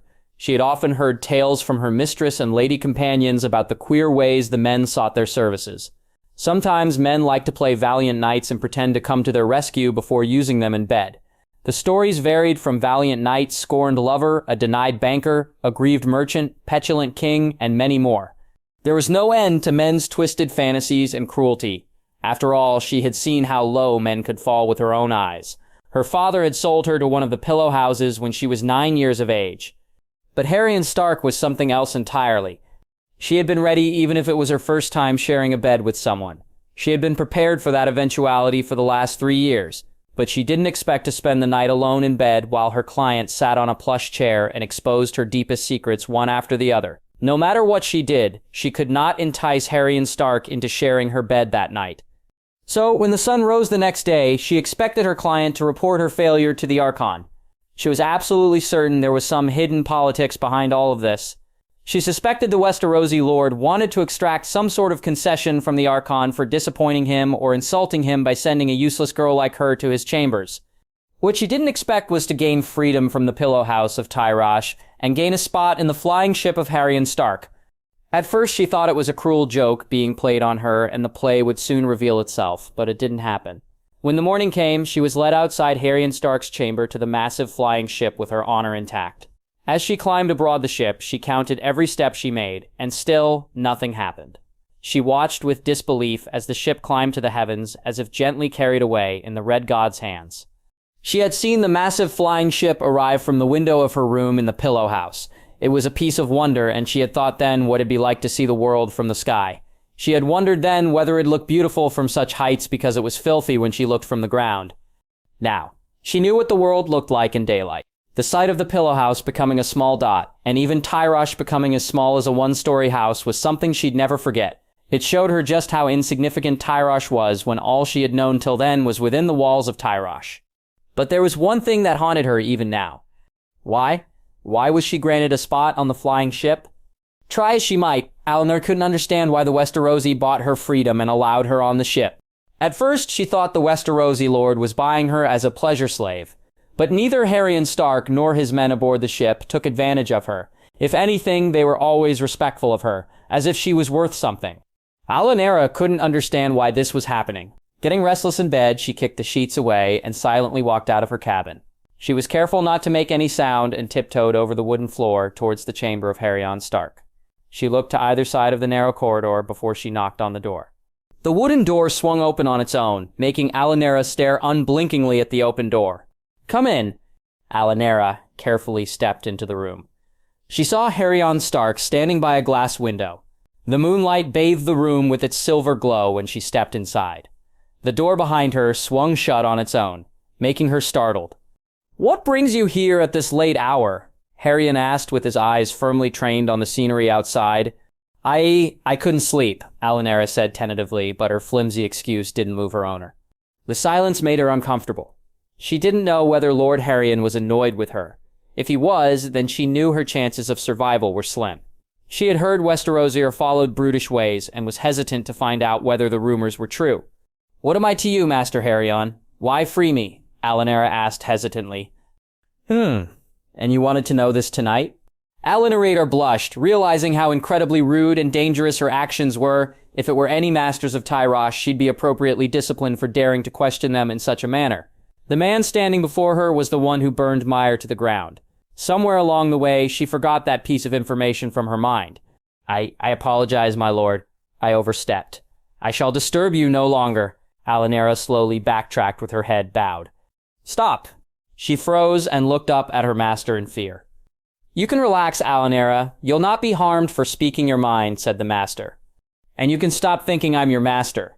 In the north, our nobles are called lords. My lord, Alanara bowed. That's enough bowing for one night. You may sit, said Lord Harrion, his gray eyes gleaming under the full moon's silver light. Alanara sat on the bedside reluctantly. You want to know why I set you free from that pillow house. If it is not much of a bother for you, my lord, Alanara said softly, keeping her eyes on the floor in a respectful manner. Touch this. Suddenly, there was a bronze cylinder floating before her face. Touch it. Alanara stared at the bronze object, easily defying all the natural laws. She belatedly realized she was in the presence of a renowned sorcerer who'd put even the Red Priests to shame. The priests of the Red Temple had power over fire and even prophecy, but their power paled in comparison before her lord, who could make ships fly. She eyed the bronze cylinder warily for a moment before she touched the bronze cylinder. The moment her fingers grazed the surface of the metal, fine, squiggly lines lit up with a golden hue. Startled, she pulled back her fingers. Only someone with magical power could activate the cylinder. I have magic? Alanara gasped, looking at her lord in surprise. Indeed, there is a spark of magical power within you. The moment I met you, I knew magic was sleeping within your soul. Those blessed by magic should not be chained to those of lesser constitution.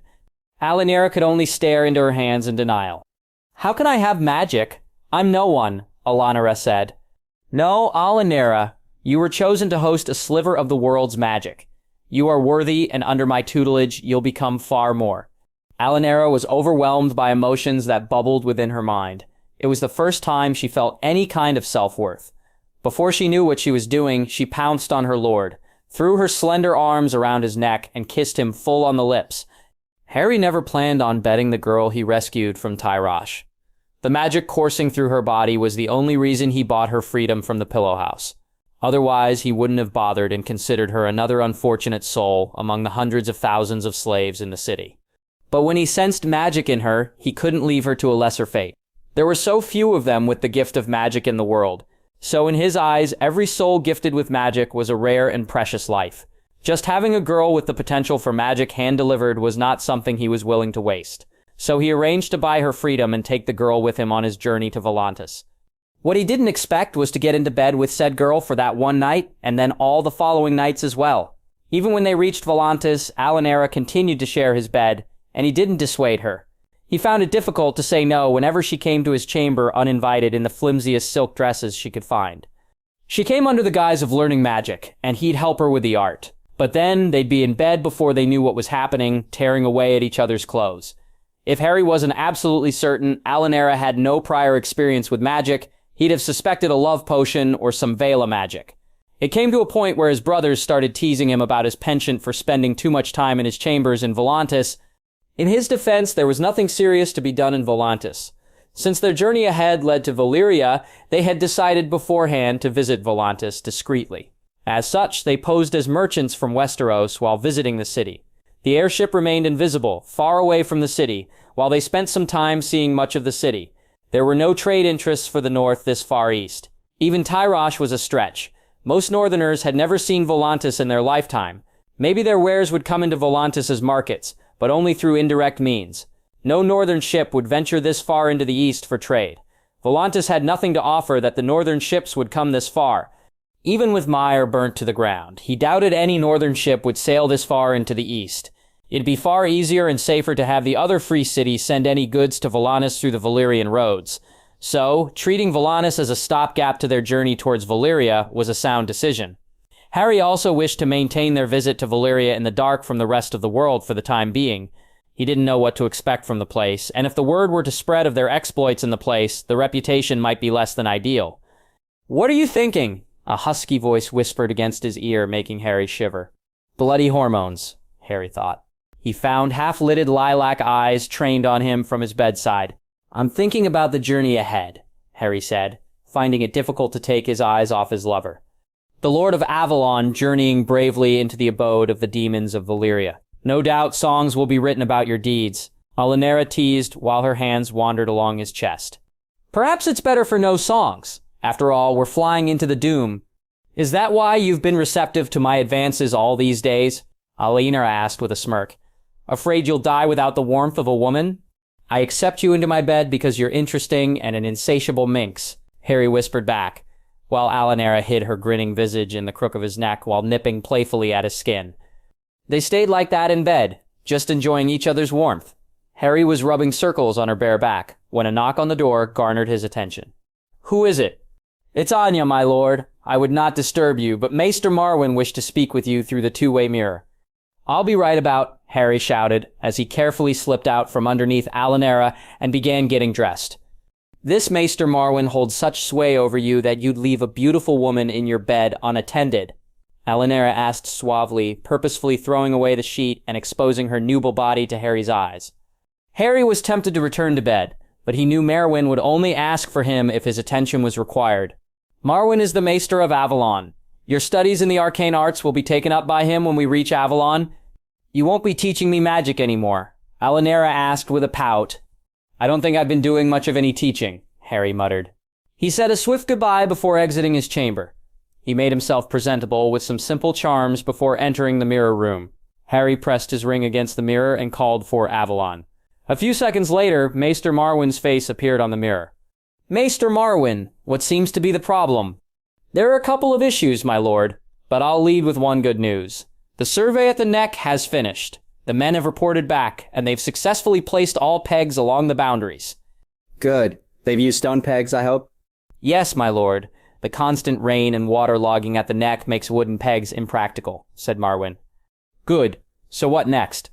Asha Greyjoy arrived at Winterfell and met with her brother. "That Reborn daughter of Balon raiding in the Stepstones. How did that happen?" Harry asked incredulously. He distinctly remembered asking his captains to turn away Ironborn ships to their islands, or turn them to ash if they refused to take a hint. "She came under the White Banner, my lord. She landed her ship at Torrens Square. As you know, much of Saltspear and Blazewater Bay is under House Ryswell's possession. Our ships have limits to intervene there, and our fleet is currently focused on fortifying the 3 former pirate islands as per your orders." Marwin reminded him, making Harry scowl. "I want to meet the captains of our fleet the moment I return to Avalon. I specifically ordered them to spare no Ironborn ships. Their code of honor can be used elsewhere, not in my fleet," Harry thundered. "I'll make the arrangements swiftly, my lord." "What has that bitch swindled out of my father? I hope it is not Theon's release or the blockade's lifting," Harry said in annoyance. "Neither, my lord. Lady Greyjoy was simply unlucky and failed to secure an audience with Lord Stark." "Really?" Harry perked up at that. "Yes, my lord. Lord Stark had rode out from Winterfell the night before she arrived at the castle." "That's good, that's very good," Harry muttered, looking thoughtful. He could have the pirate girl discreetly killed off. Even if he was this far, he still had some assets in Avalon and Winterfell that could see to his will. He gave it some consideration to have Balon's pirate daughter quietly dealt with.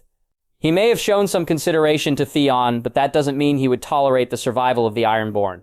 A hard-headed idiot like Victarion Greyjoy ruling from Pike was something Harry preferred, as it made wiping out the Ironborn far simpler. An old warhawk like Victarion was predictable and could be easily countered.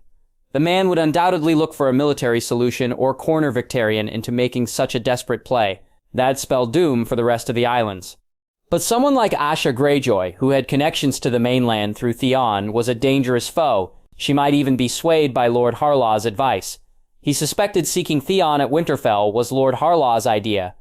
To what end, Harry didn't know. He had spared Balon on account of being Theon's father. Otherwise, he'd have taken the man's head instead of forcing the former Lord of Pike to join the Night's Watch.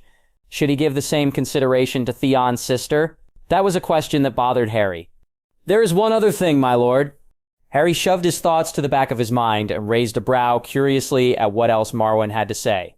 "Lord Stark has arrived at Avalon and asked for your audience. Shall I inform him?" Marwin asked. "If he is available, please inform him." "I'll wait," said Harry. Harry knew why his father had rushed from Winterfell to Avalon. No doubt what happened in Myr must have jolted the sensibilities of the Lord of Winterfell. He always considered his father to be someone so disenchanted with the true history and policies of House Stark. His father was the unfortunate victim of the undue influence of Southern chivalry and other silly knightly traditions. The romanticization of knights and their vows was used to keep large swathes of landed knights weak so that they would remain knights and never rise to challenge the domain of their lords. He saw some advantages in chivalry and honor, but it only worked if everyone followed the same playbook. But like everything in the world, nothing remained absolute, even the silly notions of what constitutes an ideal knight. He supposed Lord Arryn and King Stannis might have also reached out to Winterfell from King's Landing. Their concerns were understandable, but understanding was insufficient to keep Harry from neutralizing his enemies. He had learned that lesson the hard way, and it was a lesson he'd never forget. Harry readied himself, knowing all this and expecting stiff resistance and admonishment for his actions. While Ned Stark might be his father in this life, the man didn't own him, nor was he required to follow in the man's footsteps. Harry couldn't help but smile as Alanara laughed happily when light shone out of the wand's tip in her hand. It was quite a surprise for Harry to find that one of the wands he created using unicorn hair bonded with Alanara. But after watching her work the wand for days, he came to the conclusion that she was a perfect fit for the wand. Watching different colorful sparks of light branching out of the tip of her wand, he was all but certain that her bubbly personality made the wand bond. Even though Alanara's life was ripe with tragedy from the very beginning, somewhere deep in the recess of her mind, there was a yearning for a dignified life. Her mother had been a seamstress for a wealthy Taroji family, but a sickness robbed the woman of her life. This left Alanara in the care of her father, who became a drunkard and was deep in debt. The man had sold her to a pillow house to square his debts. Since then, Alanara had grown up in the pillow house as a serving girl. Her experiences there had obviously jaded her as she witnessed men's depravity from a front row seat. However, she must have held on to a spark of hope in escaping the hand that fate dealt her in life, because the unicorn core responded to her magic. The wand had even cajoled the untrained sleeping magic within her to awaken and pull it to the forefront. The magic was singing in the air, and Harry was becoming sensitive to the subtle emotions and auras of magical objects. He supposed this was how Garrick Ollivander felt when he sold his wands in Diagon Alley. Despite how proud he was of his creation, he had no interest in seeing it tested against the dangers that lay ahead. "You must not step out of this room without my leave," said Harry, bringing the joyful atmosphere within the room to a halt. "What? Why?" Alanara asked, looking at him in betrayal and anger. "A little speck of power, and you think yourself the mistress of magic," Harry said amusedly as his hand glided through her smooth silver hair. "The danger that awaits us is far beyond your capabilities. To your misfortune, you have the blood of the freehold in your veins. The doom that broke Valyria would not spare a survivor, as evidenced by all the failed expeditions of Valyria's daughters to reclaim the land. But you taught me magic. You taught me to face my fears," Alanara protested. Harry liked her attitude. She was brave and paid proper respect to the power within her. But she was incredibly ignorant of the powers that be that thrived in the shadows of the world. Also, she was becoming extremely arrogant because of her magic. He supposed he was to blame for that. "I also taught you not to be stupid. Valyria is no place for a novice in magic," Harry said firmly. "But you said the ship will be safe from the monsters," Alanara argued. "The ship is well protected, but your mind is not. If you cast your eyes upon the ruins of the city, you'll stir things from sleep and gain their attention." A playful look suddenly gained on Alanara's face. "Am I stirring things that are sleeping within you, my lord?" Alanara asked coyly. "You will if you talk like that," Harry warned, making her let out a tinkling laugh. Alanara climbed into his lap and pressed a chaste kiss on his right cheek. Harry, in turn, wrapped his hands around her body and hugged her close to his chest. The tip of her wand sparked more bright colors, mimicking the emotions of the woman in his arms. He felt a strange sense of serenity at the moment. Was it because he was about to step into one of the most dangerous places in the world? He didn't know. The threat of death, or even far worse, awaited him in Valyria. Harry knew that quite well, but he needed to scour the remains of the infamous city. The old gods were tight-lipped about Valyria when he asked, and Ygg told him to ignore the East, a policy the island god follows to this day. "You plan to take the ship into the heart of Valyria and visit the doomed city yourself. Won't you be in danger?" she asked in concern. "Of course, there is danger, but I'm prepared to face it and keep anything harmful at bay. You, on the other hand, will be vulnerable," said Harry. Alanara shot him a pout at being constrained to her current room for the rest of the journey. We're not yet at Valyria, are we? She suddenly asked. No, we're not. Good. I want to see everything below before I'm a prisoner in my room, Alanara said, jumping to her feet and dragging Harry out of bed as well. A few minutes later, Alanara made excitable gestures as flocks of birds and landmarks passed by from the bow of the airship. Harry watched the excitable Tyrosier girl from afar, even though she was in the company of Elsa Snow.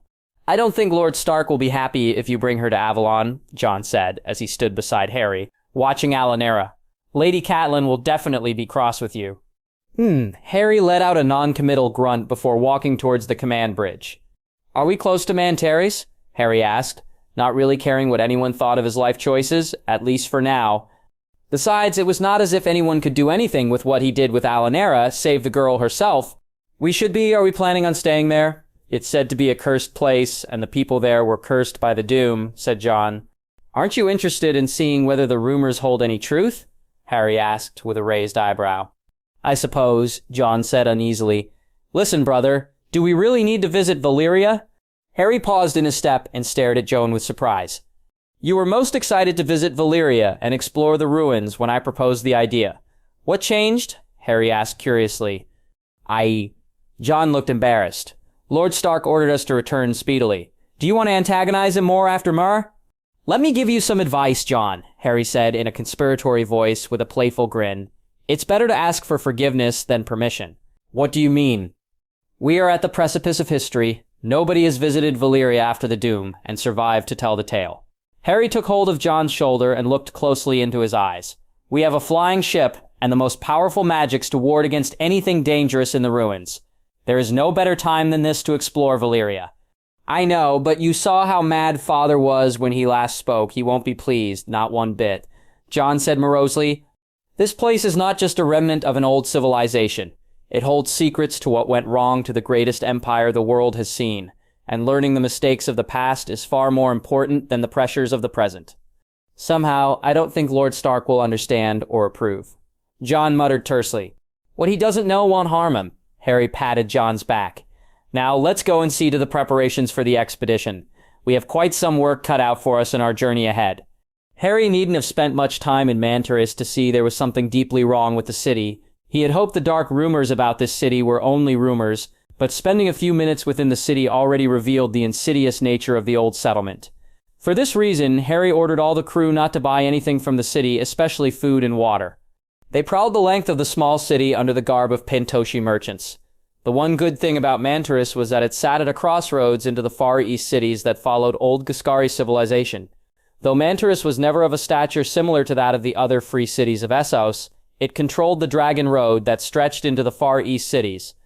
This allowed silk from the Far East to travel down the Dragon Road. The silk industry in the Far East was abundant and of high quality. Spice was also a major commodity passing through the city along with slaves. Harry had seen caravans carrying unsullied soldiers and other slave children. The call for war in the disputed lands was gaining traction, with Mir suddenly left weakened, so the slave trade was now fast and active. They didn't dally longer once Harry saw the deformities the people of Mantares suffered. Some of the people of Mantares suffered. Some of the people had 2 heads on their shoulders, 3 hands, and many such deformities. He didn't bother to find the source of these deformities and cajoled the group to resume their journey. The doom of Valyria was the obvious cause of these deformities among the citizens of Mantares.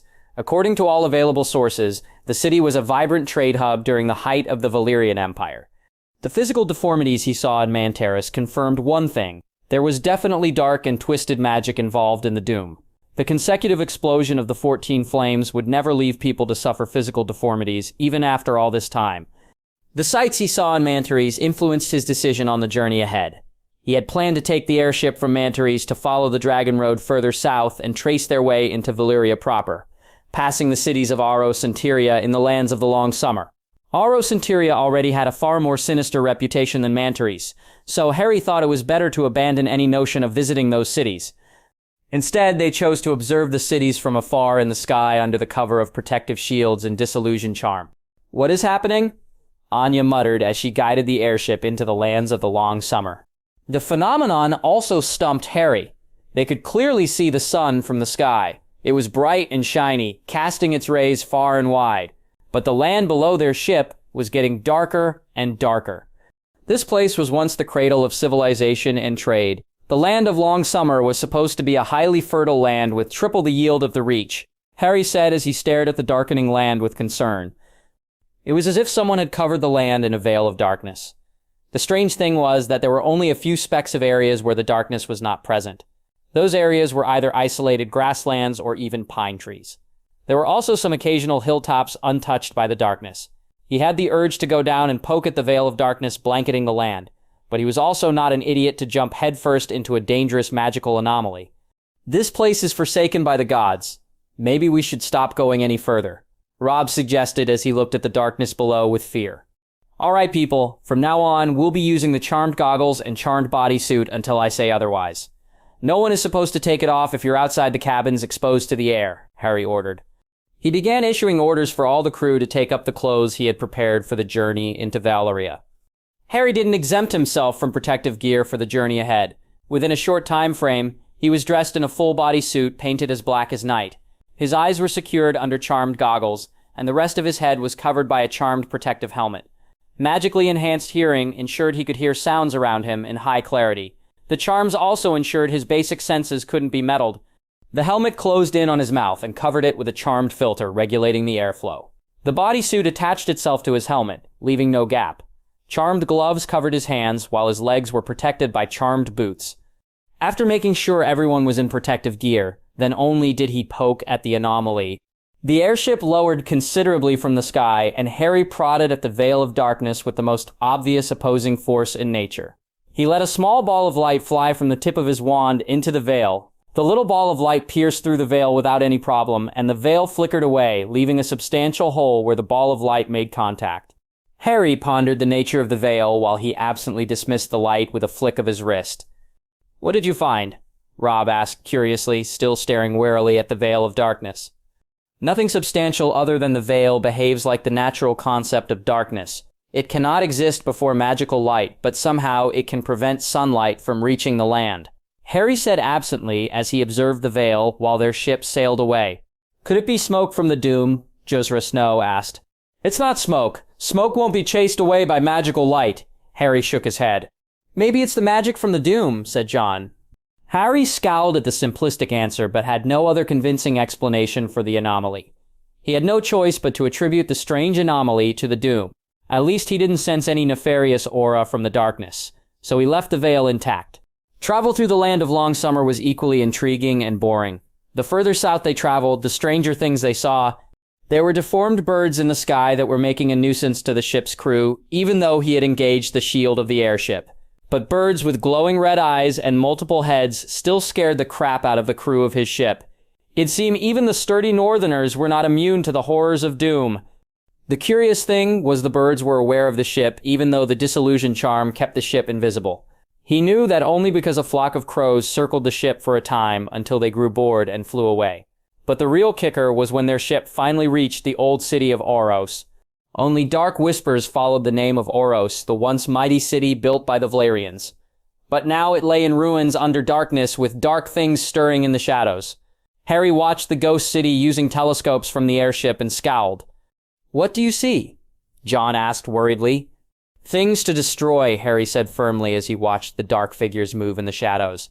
"Stay on the ship and make preparations for the cleansing bay. I'm going into the city." Harry summoned the flying carpet and flew to the desolated city of Oros. As he climbed down from the heights of the sky, he could feel the unnaturalness of the beings infesting the city. Only one thing came to mind when he felt the aura from these beings: Horcrux.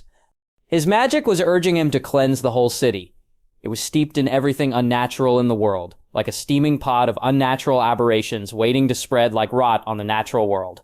As someone who had hosted and faced off such natural magic, Harry was attuned to find such magic with one look. He didn't bother to look for anything in the city as the flying carpet leveled with the rotting structures of the city. He only had one thing to say to the old rotting city of Oros. "Thinderi!" A bright torrent of hellfire flowed out of the tip of the death stick with the ferocity of an angry god. The darkness that shrouded the city was blotted out as light and fire. Unlike anything the city had seen till then, descended upon it without mercy. The hellfire swept through the streets of the ancient city and gobbled up stone and dark spirits alike. The horrendous screeching and wailing filled the air as the hellfire burned away the rotting, corrupted souls that lingered in Oros. Harry stayed floating high above the ruins of the once great city, as he directed the hellfire to spread across the street by street and building after building. It was like conducting a concert as he directed a symphony of destruction. The hellfire curse was the pinnacle of destructive force, and it lived up to its expectations, leaving nothing but scorched and glassed ground in its wake. The screeching and wailing of the shades in the city started to die down and gave way to the sound of hellfire burning the entire city to the ground. It took him half an hour, but the hellfire spell now consumed the entire city. The old city of Oros burned so bright that it chased away the veil of darkness and fog surrounding it. Harry looked south from Oros to see the smoking sea. If he looked closely enough, he could see the silhouette of a faraway land. There were many scattered islands in the smoking sea after Valyria was shattered by doom and carved away from the mainland. Right now, the ancient freehold was an isolated island because doom separated it from the mainland. In the process, small islands were carved out of the Valyrian freehold, which lay scattered in the smoking sea. As Harry stared into the dark sea ahead, he could feel the malevolence that inhabited the lands ahead. The shades that inhabited Oros felt like they were unintelligible brutes with no sense or power to their self. But whatever that was in Valyria felt like it was strong and dangerous. But Harry was never one to back down from a challenge, especially when a dark entity is capable of turning a magical civilization into shades of dark magic. Such entities should not exist, and the fact that it had spread its influence all the way to Manterris was enough proof that the threat was real. In the worst-case scenario, he had the option of building a wall to keep the entity contained in Valyria. The wall in the north had kept Balor and his necromantic slaves at bay, and he didn't see why that could not be replicated here. Harry shot a look at the burning city below and asserted his will over the fiendfire curse. The fire died out instantly, and there was eerie silence in its wake. He sat on the flying carpet and urged it to fly towards the airship. It was now time to cross the smoking sea and face the doom of Valyria. Jon was worried and thrilled at the same time. Often he'd be delighted to find himself that he was crossing the smoking sea to journey into Valyria. It was an adventure not even the famed sea snake or Lomas Longstrider could claim to have completed. He'd be the first with his brothers to set their eyes on Valyria for a long while. With the old god's blessing, they'd be the first to tell the tale of their journey into Valyria. He could see several men his brother hired meticulously writing everything they could see as they crossed the smoking sea. By Harryon's order, everyone in the crew spent some time explaining everything they saw and learned a day to the record keepers. Their job was arduous, no doubt, but the same was true for Jon and the others who had to endure the record keepers' scrutiny every day. Despite his brother's strange order, the men and women in their entourage were happy to obey it, as they were paid a plenty in silver for their troubles. His brother also paid handsomely to the record keepers. There were plenty of exciting stories to be told amongst the airship crew, and he supposed having them in the written word would be useful in the future. He hoped his brother would be gracious enough to change some of the embarrassing parts of their journey. He didn't want Lord Stark to learn about his minor indiscretions at Pentos. In his defense, Lady Allery was breathtakingly beautiful, and the things she could do with her mouth. Jon gazed dreamily ahead as his thoughts strayed to the Pentoshi courtesan, chasing away any dark thoughts and worries about the journey ahead. He wished he could have been at Pentos, where the sun gleamed bright and warm sea breezes greeted him every morning. Or even Tyrosh, where the streets smelled like rosewater, and women all looked like silver-haired goddesses in long silk dresses. Instead, he was in the doomed land of his ancestors, where their ghosts rested. Ghosts. Jon shivered at the very thought. He blamed Harrion for his innate fear of ghosts. It was his brother's pastime to scare him and Robb with ridiculous stories of ghosts in the crypts of Winterfell. He remembered those sleepless nights all too well when he spent the night staring unblinkingly at the door of his room in fear of the builder's ghost. To make matters worse, Harrion occasionally made strange and scary sounds outside his door to scare him further. But he grew out of that fear and realized it was all his brother's doing. Then he had the misfortune of accompanying Harrion to Skane. It was on that island he saw those flying whites, and he knew ghosts were real, as were the White Walkers. And now he couldn't help but wonder what horrors awaited them in Valyria. Sundancer let out a snort of flame, bringing back Jon from his musings. Jon stared at Sundancer with a considerate look. "Even you know how dangerous it is, don't you?" Jon asked. But the dragon didn't answer. It merely stared at him as it lazed on the ground. "Oh, come on, you know it's true. You've been moody and silent since we crossed the smoking sea." Still, his accusations fell on deaf ears as Sundancer turned his gleaming golden head away from him and pretended to sleep. Jon let out a huff and walked away from his dragon friend. He didn't know why he tried with his dragon or his brother. Both were stubborn and arrogant. Honestly, he was surprised Sundancer didn't bond with his brother. They were so alike. He put back all the protective clothes before he climbed out of the charmed trunk. Once he came out, he saw Fenris resting outside the trunk. Even his brother's wolf was downtrodden after crossing the smoking sea. I don't even know why he does half the things in the first place. Do you? Jon asked, staring at his brother's companion. The wolf snorted and closed its eyes while lazily stretching its limbs. Why are you muttering nonsensical things and staring at that direwolf like an idiot? Robb asked, startling Jon, who found his brother eyeing him strangely from the doorway. You know, I blame Harrion. Jon led with that shamelessly. Everything around him was made by Harrion and pulled into his schemes. So Jon was sure his strange behavior was also Harrion's fault. I'm sure it is. Now get out here before Fenris decides to make dinner out of you.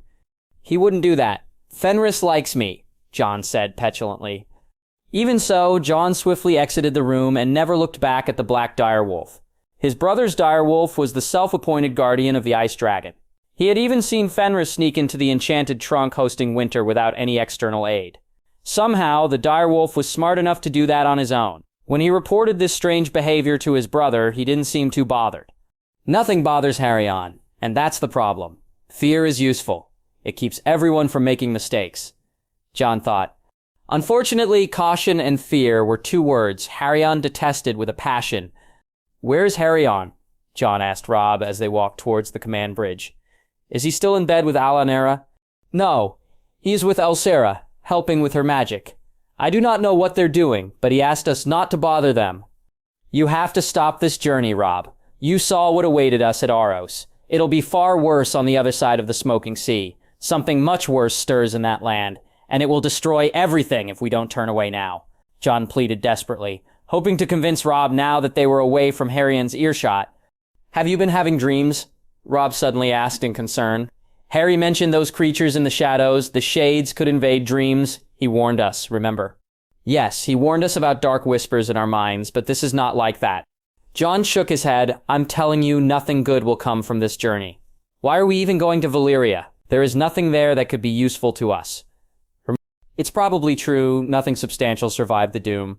Robb nodded thoughtfully. But don't you think it'll be a wonderful accomplishment to visit Valyria? No one has done it so far.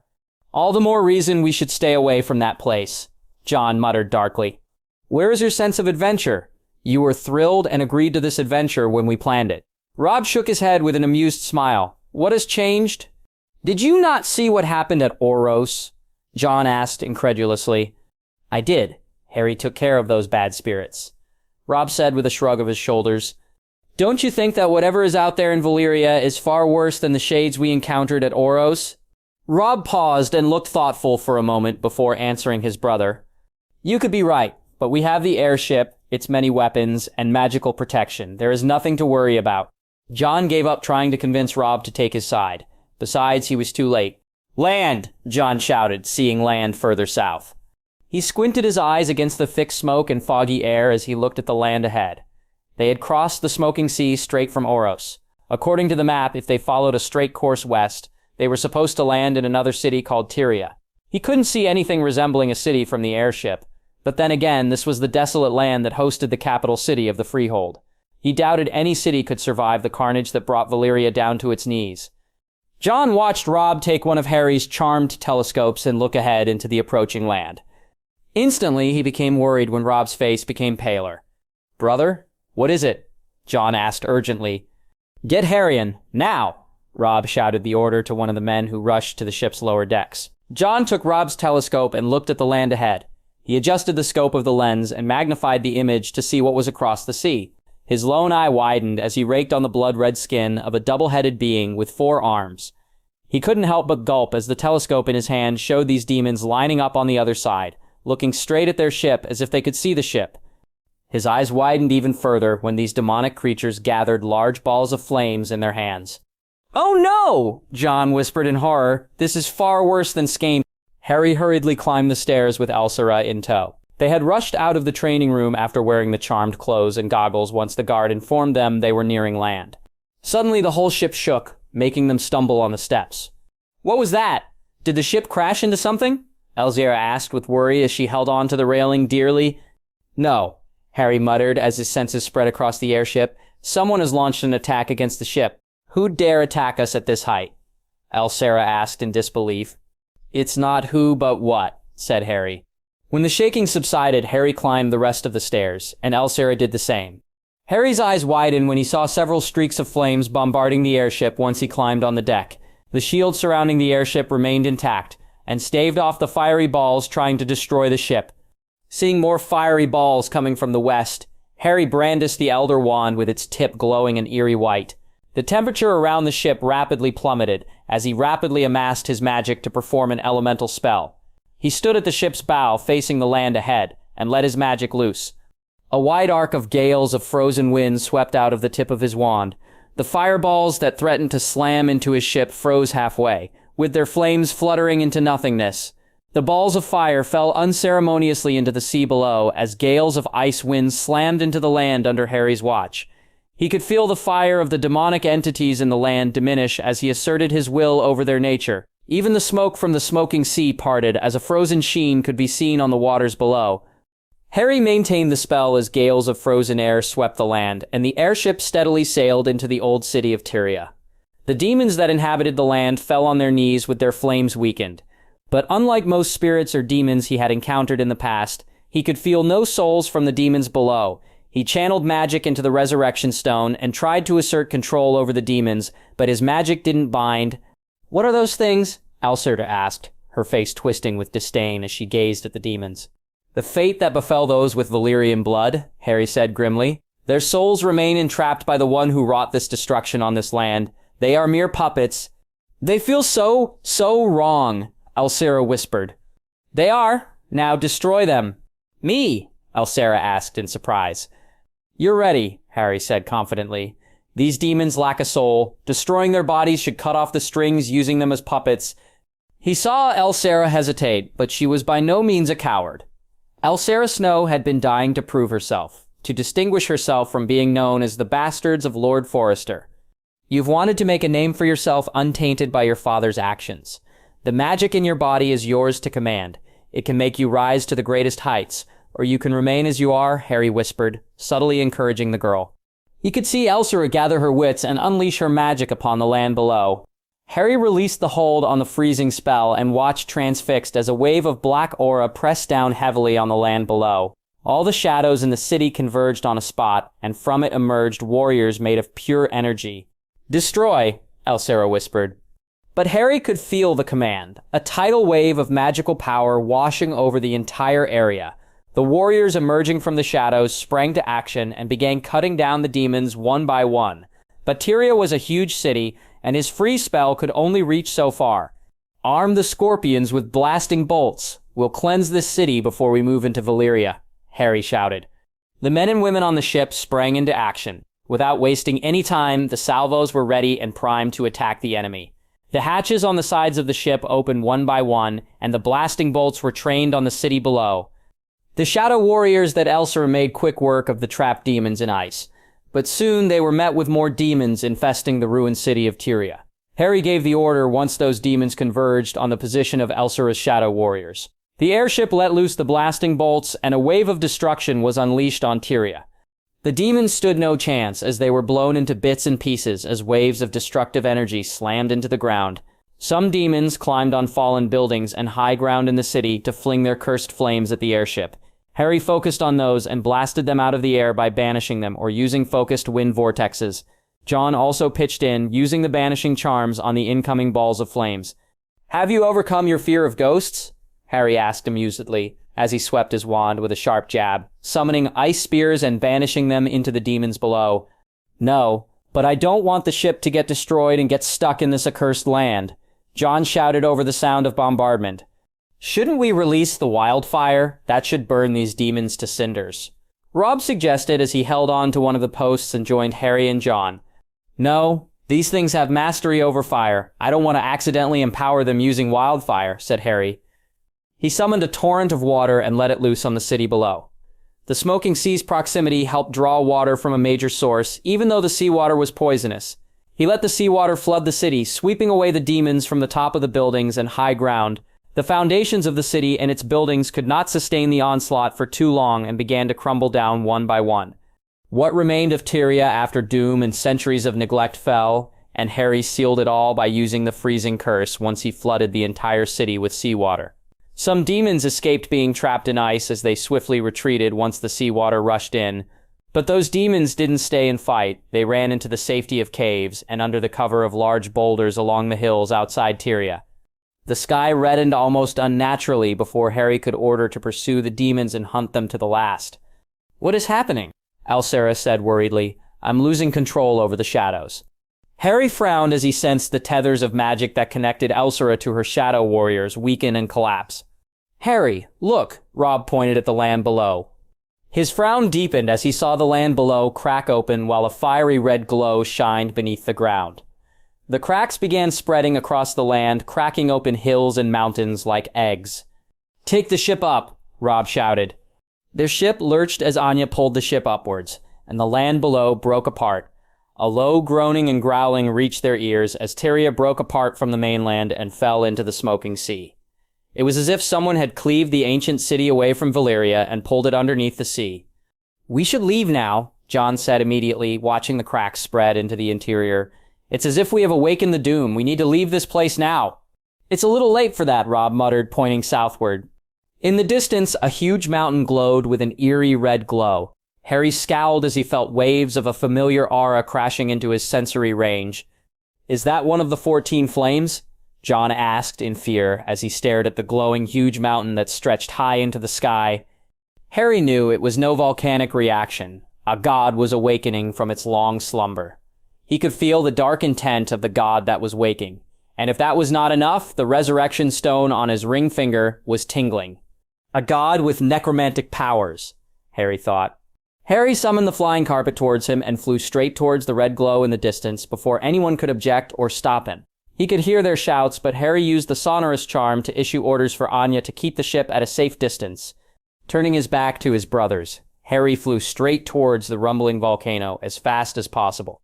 The smoke and molten rocks being spat out of the volcano proved to be a hindrance, but Harry kept a large shield over himself and the carpet. Before he reached the volcano, he saw a massive dragon emerge from the volcano with fiery lava rolling down its body.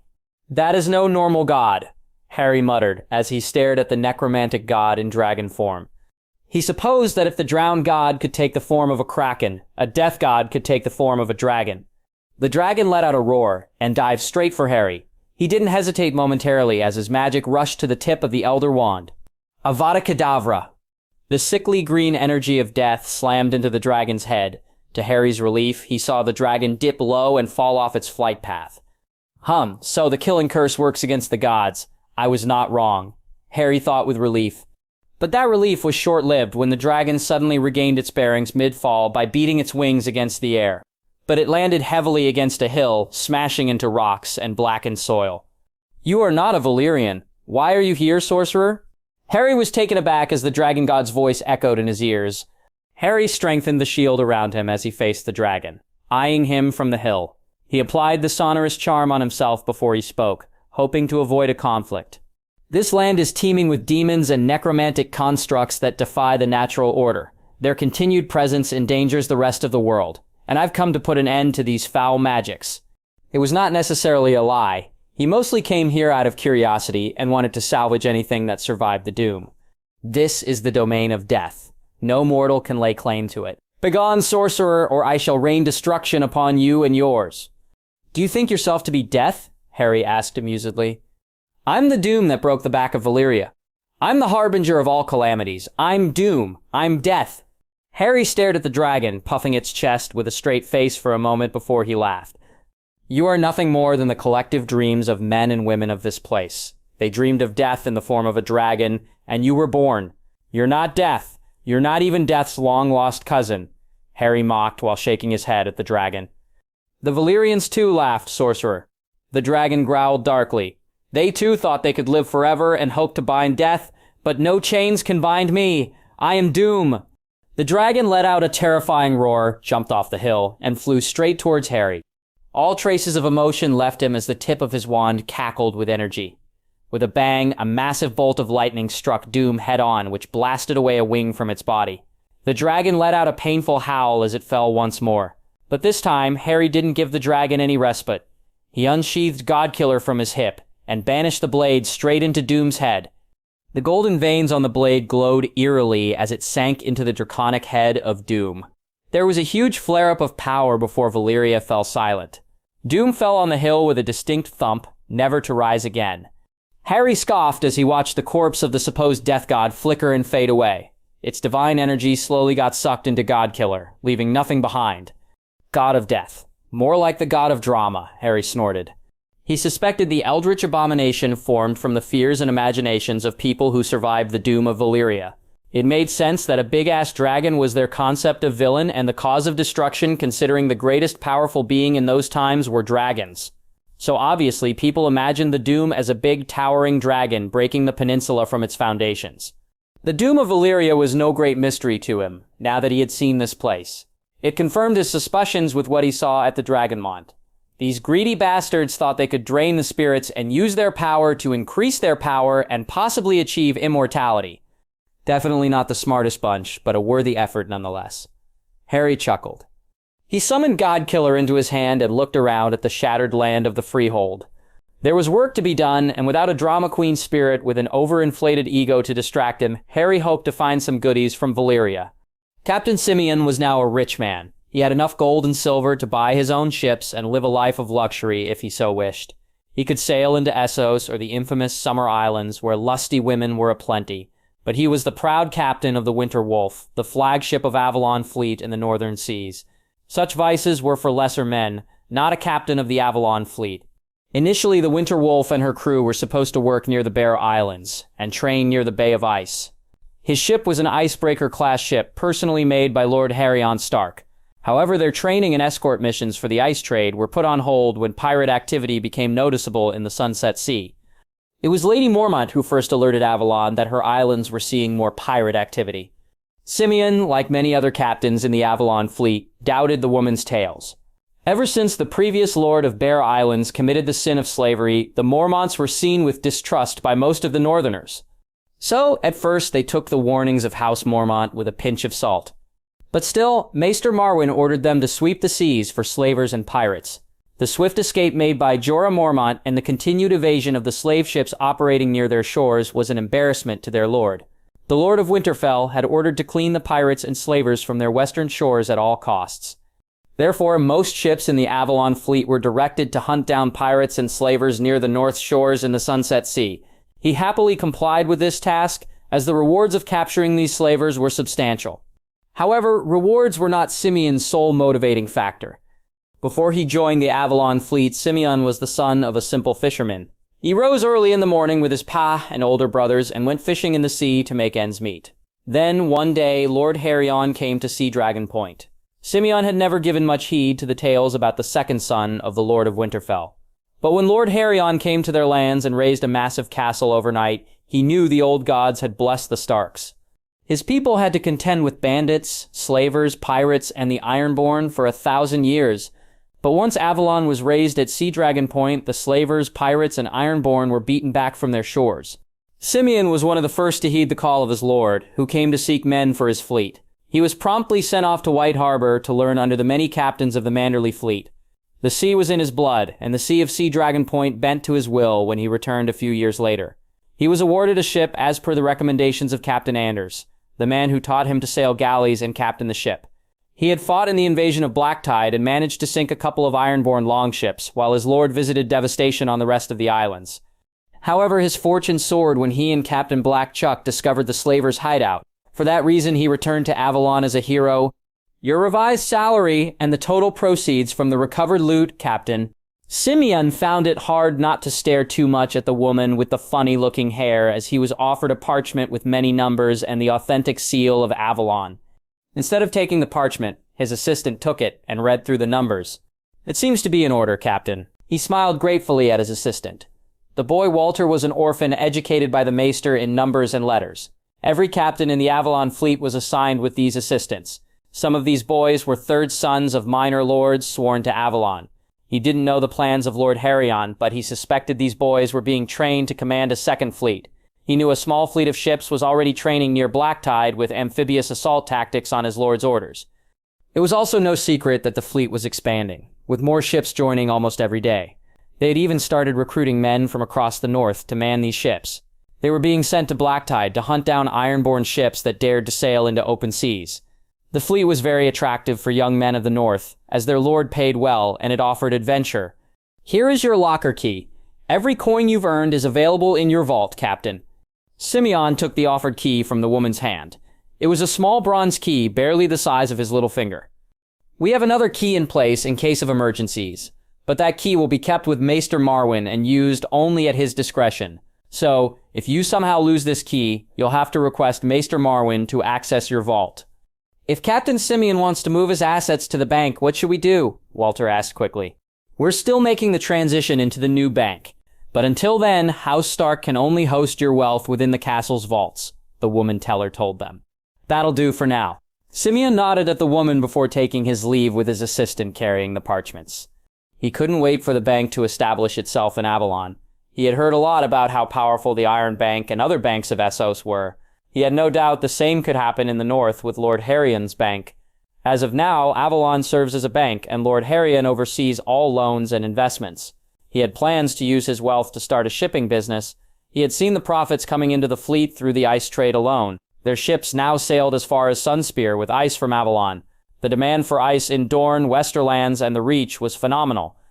"Walter, keep those documents in my office. I'll be going to meet my family." "Aye, Captain." Walter nodded before scurrying off into the port. Simeon found a carriage to take him to his home village. Along the way, he marveled at the changes since his lord had built Avalon. It was not yet a city like White Harbor, but Avalon was quickly becoming a densely populated city in all but name. Inns and taverns lined the streets near the castle, while the roads were paved with smooth-cut stone. Most of the homes near the castle sported gardens. There were public spaces within the lands where peaches, apple trees, and pines grew. Their fruits were freely accessible to the small folk. Even in a city like White Harbor, there was nothing of that sort. Peaches and apples were the food of the lords, not the small folk. And yet the small folk of Avalon had those in abundance thanks to the blessing of Lord Harrion.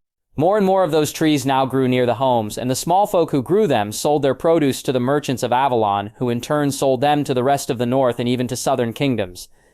Weirwood groves were common throughout Sea Dragon Point, and these groves now hosted fountains with plenty of fresh water. The small folk were encouraged to take as much water as they needed without any levies, provided they maintained these groves and fountains clean. He had no idea how these fountains brought water. Lord Harrion's magic was his only explanation. Everything in Avalon existed because of Lord Harrion's magic. Once Lord Harrion raised his castle, even the weather changed across Sea Dragon Point.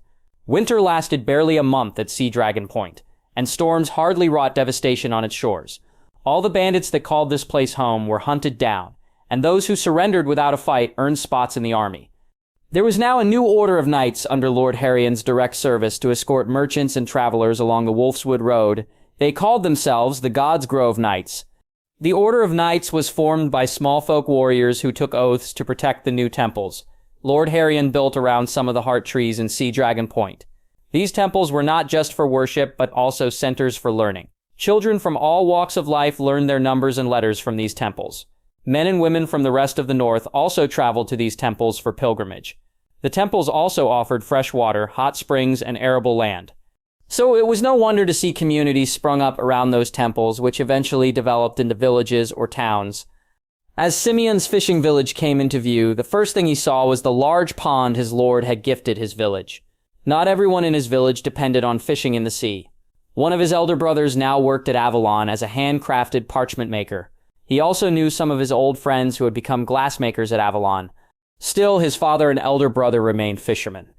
He had hoped his elder brother and father would abandon such a lowly profession and join the fleet. They knew the sea like no other, and their skills were better suited for the fleet. But try as he might, his father was a stubborn old mule, and his elder brother followed their father without question. "It's Simeon!" He heard a cry go up from one of the villagers upon seeing him in the cart. "The hero of Blazewater Bay!" Simeon was surprised that word of his exploiters had reached his village. "This makes my work easier. I can try to recruit father and elder brother to the fleet one last time. If that doesn't happen, I can look for other men in the village. All for the glory of Avalon and the fleet," Simeon thought as he smiled and waved at his fellow villagers. Harry swatted away a stray demon that tried to score a hit by sneaking upon his side with a blasting curse. Almost as an afterthought, he transfigured a pair of rocks into bolts of iron and had them impale the demon's head. The red-skinned creature died in a fiery explosion that shattered the wall it was pinned against. Another demon that was ahead of the steps before him stood there frozen under a body-bind curse. Harry relieved off its head with a swing of Godkiller. A few more demons were up ahead, blocking his path. A slew of crossbow bolts punched through their red skin and exploded with a bang. "Good shots," Harry commented. He swept his magic out to sense the presence of demons, but he found none. Still, he wouldn't put it past these creatures to hide from his senses in some form. "Sweep the building with 2 teams. No one goes alone anywhere in that building. Take your time, but I need to know it is safe and clear of hostiles," Harry ordered. "Yes, my lord," Krayat nodded. The crossbowmen split into 2 groups under his warlocks led by Krayat and Nephthys. The former Carthene warlocks slipped into the building while Harry remained outside the building, keeping an eye on the surroundings. "We should split up, that way we can cover more ground," John suggested. "No," Harry said firmly. "This is Valyria, the breeding ground for demons and shades. They'll pick us off one by one if we split off. In that case, we'll be stuck here forever," John complained. That was true, he supposed, but in his defense, he hadn't expected much of anything when they reached the city of Valyria. He had expected more of what he saw in Tyria to be repeated in the capital city of the Freehold. After all, the city of Valyria was the famed home of the Dragon Lords, where the Archons of Valyria met. The city was also surrounded by almost 5 or 7 volcanoes of the 14 Flames. Therefore, Harry had expected a burnt ruin where nothing survived. But he and everyone else were pleasantly surprised to see that most of Valyria was intact. Parts of the city were buried under ash and molten rocks, while some streets had narrow streams of flowing lava. Some of the volcanoes nearby were active and spilt smoke and lava from their belly. Despite this, the northernmost part of the city remained mostly intact. However, there was no plant life left, which was a huge letdown in Harry's eyes. He had hoped to find some magical flora and fauna in the vaunted Valyrian freehold, but it was a vain hope. The ground was blackened as if the most horrible black magic had struck the land and robbed life in its entirety. In all fairness, it was most likely the black magic that turned the whole land into a barren wasteland.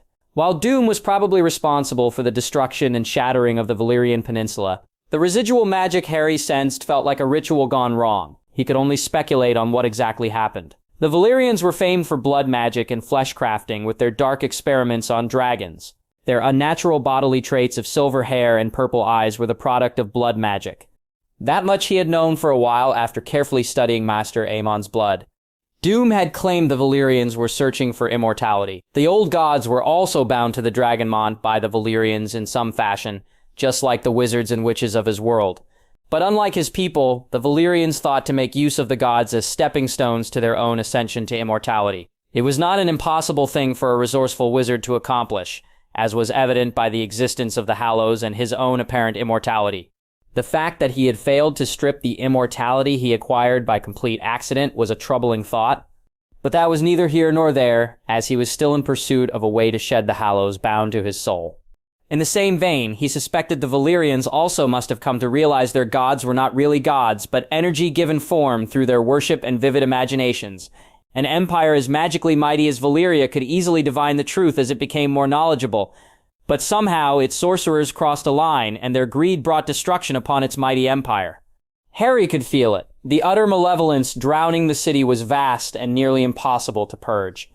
He could theoretically attempt to reverse the effects on the land, but he'd need to know exactly what the Valyrians did. His eyes fell on the resurrection stone. The temptation came with a renewed force of 1,000 battering rams. If he could summon the ghosts from the area, he could learn more about the methods they used to bind the gods and bleed their power. Even if it was a faulty method, he could build upon it and use it to unbind the Hallows. Mortality was the greatest gift of all, and Harry desired it most. But he overcame the temptation as he forcibly looked away from the ring hosting the black stone to the sword in his left hand. Godkiller had dispatched gods, so he didn't see why it couldn't dispatch his soul to eternal rest. He was broken out of his musings when a soldier ran towards him with a look of urgency on his face. "My lord, Lord Robb sent me. Our position is about to be overrun." Harry immediately sprung to action. He climbed aboard the flying carpet and flew away, leaving John in charge of the building they were raiding for treasures. He came across the street where the fighting was going on. The airship was giving ample cover for Robb and his men below, but the demons were getting far too close, increasing the threat of friendly fire. He landed right behind the defensive perimeter Robb and his men were making, and he let loose a wide-area banishing spell that threw the assaulting demons back a few paces. "Oh, thank the old gods, you're here," Robb said with relief upon seeing Harry. "Why aren't you abandoning the post? I told you to abandon the building if the position is untenable to defend from the demons." Harry scowled. "Because we found a huge treasure. There are vaults full of gold, gems, and silver in that building." Robb waved his hand excitedly at the building they were protecting. Harry shook his head at the silly reason. A bit of gold was not worth losing the lives of these good men. He valued their lives more than some stupid treasure. "We have plenty of gold and silver in the north. We should retreat and focus on what we can take. This is an unnecessary risk." Elsa said, "There are trunks full of dusty old scrolls and books. Maybe they contain magic?" Robb said, schooling his face to show an innocent look. Harry snorted at his twin's attempt at manipulating him with the lure of magical knowledge of the Valyrians. When the demons tried a renewed attempt to charge into their lines, he unleashed a tidal wave of water against the demons and froze them in ice. He could see a satisfied look on his twin's face, but Harry chose to ignore the subtle gloating his twin was engaging with the men. Only his brothers could get away with such obvious manipulations without any serious retaliation from his side.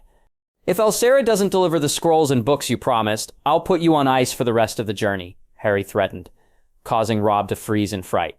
"You can't do that." Robb looked affronted. Harry looked at his brother with a bored look. "I think I can."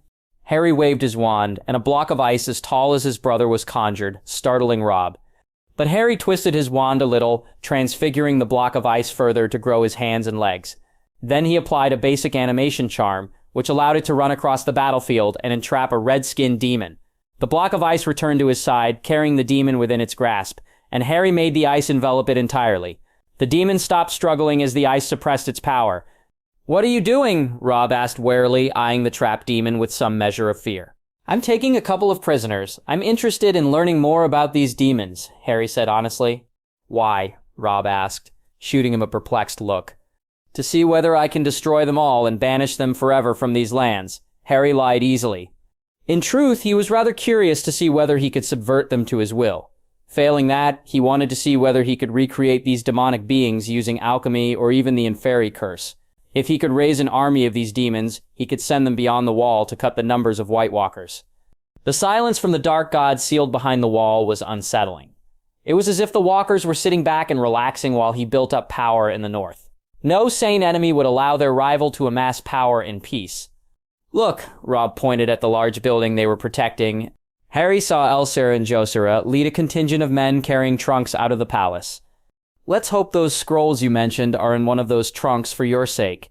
Harry smirked at Robb's troubled expression as he looked at the demon in ice. His attention returned to the swag his people had looted from the palace. A few more intact palaces remained in the region, but Harry left those sites untouched. Without doom to mess with things, he could send his people with an airship to loot this place whenever he wanted.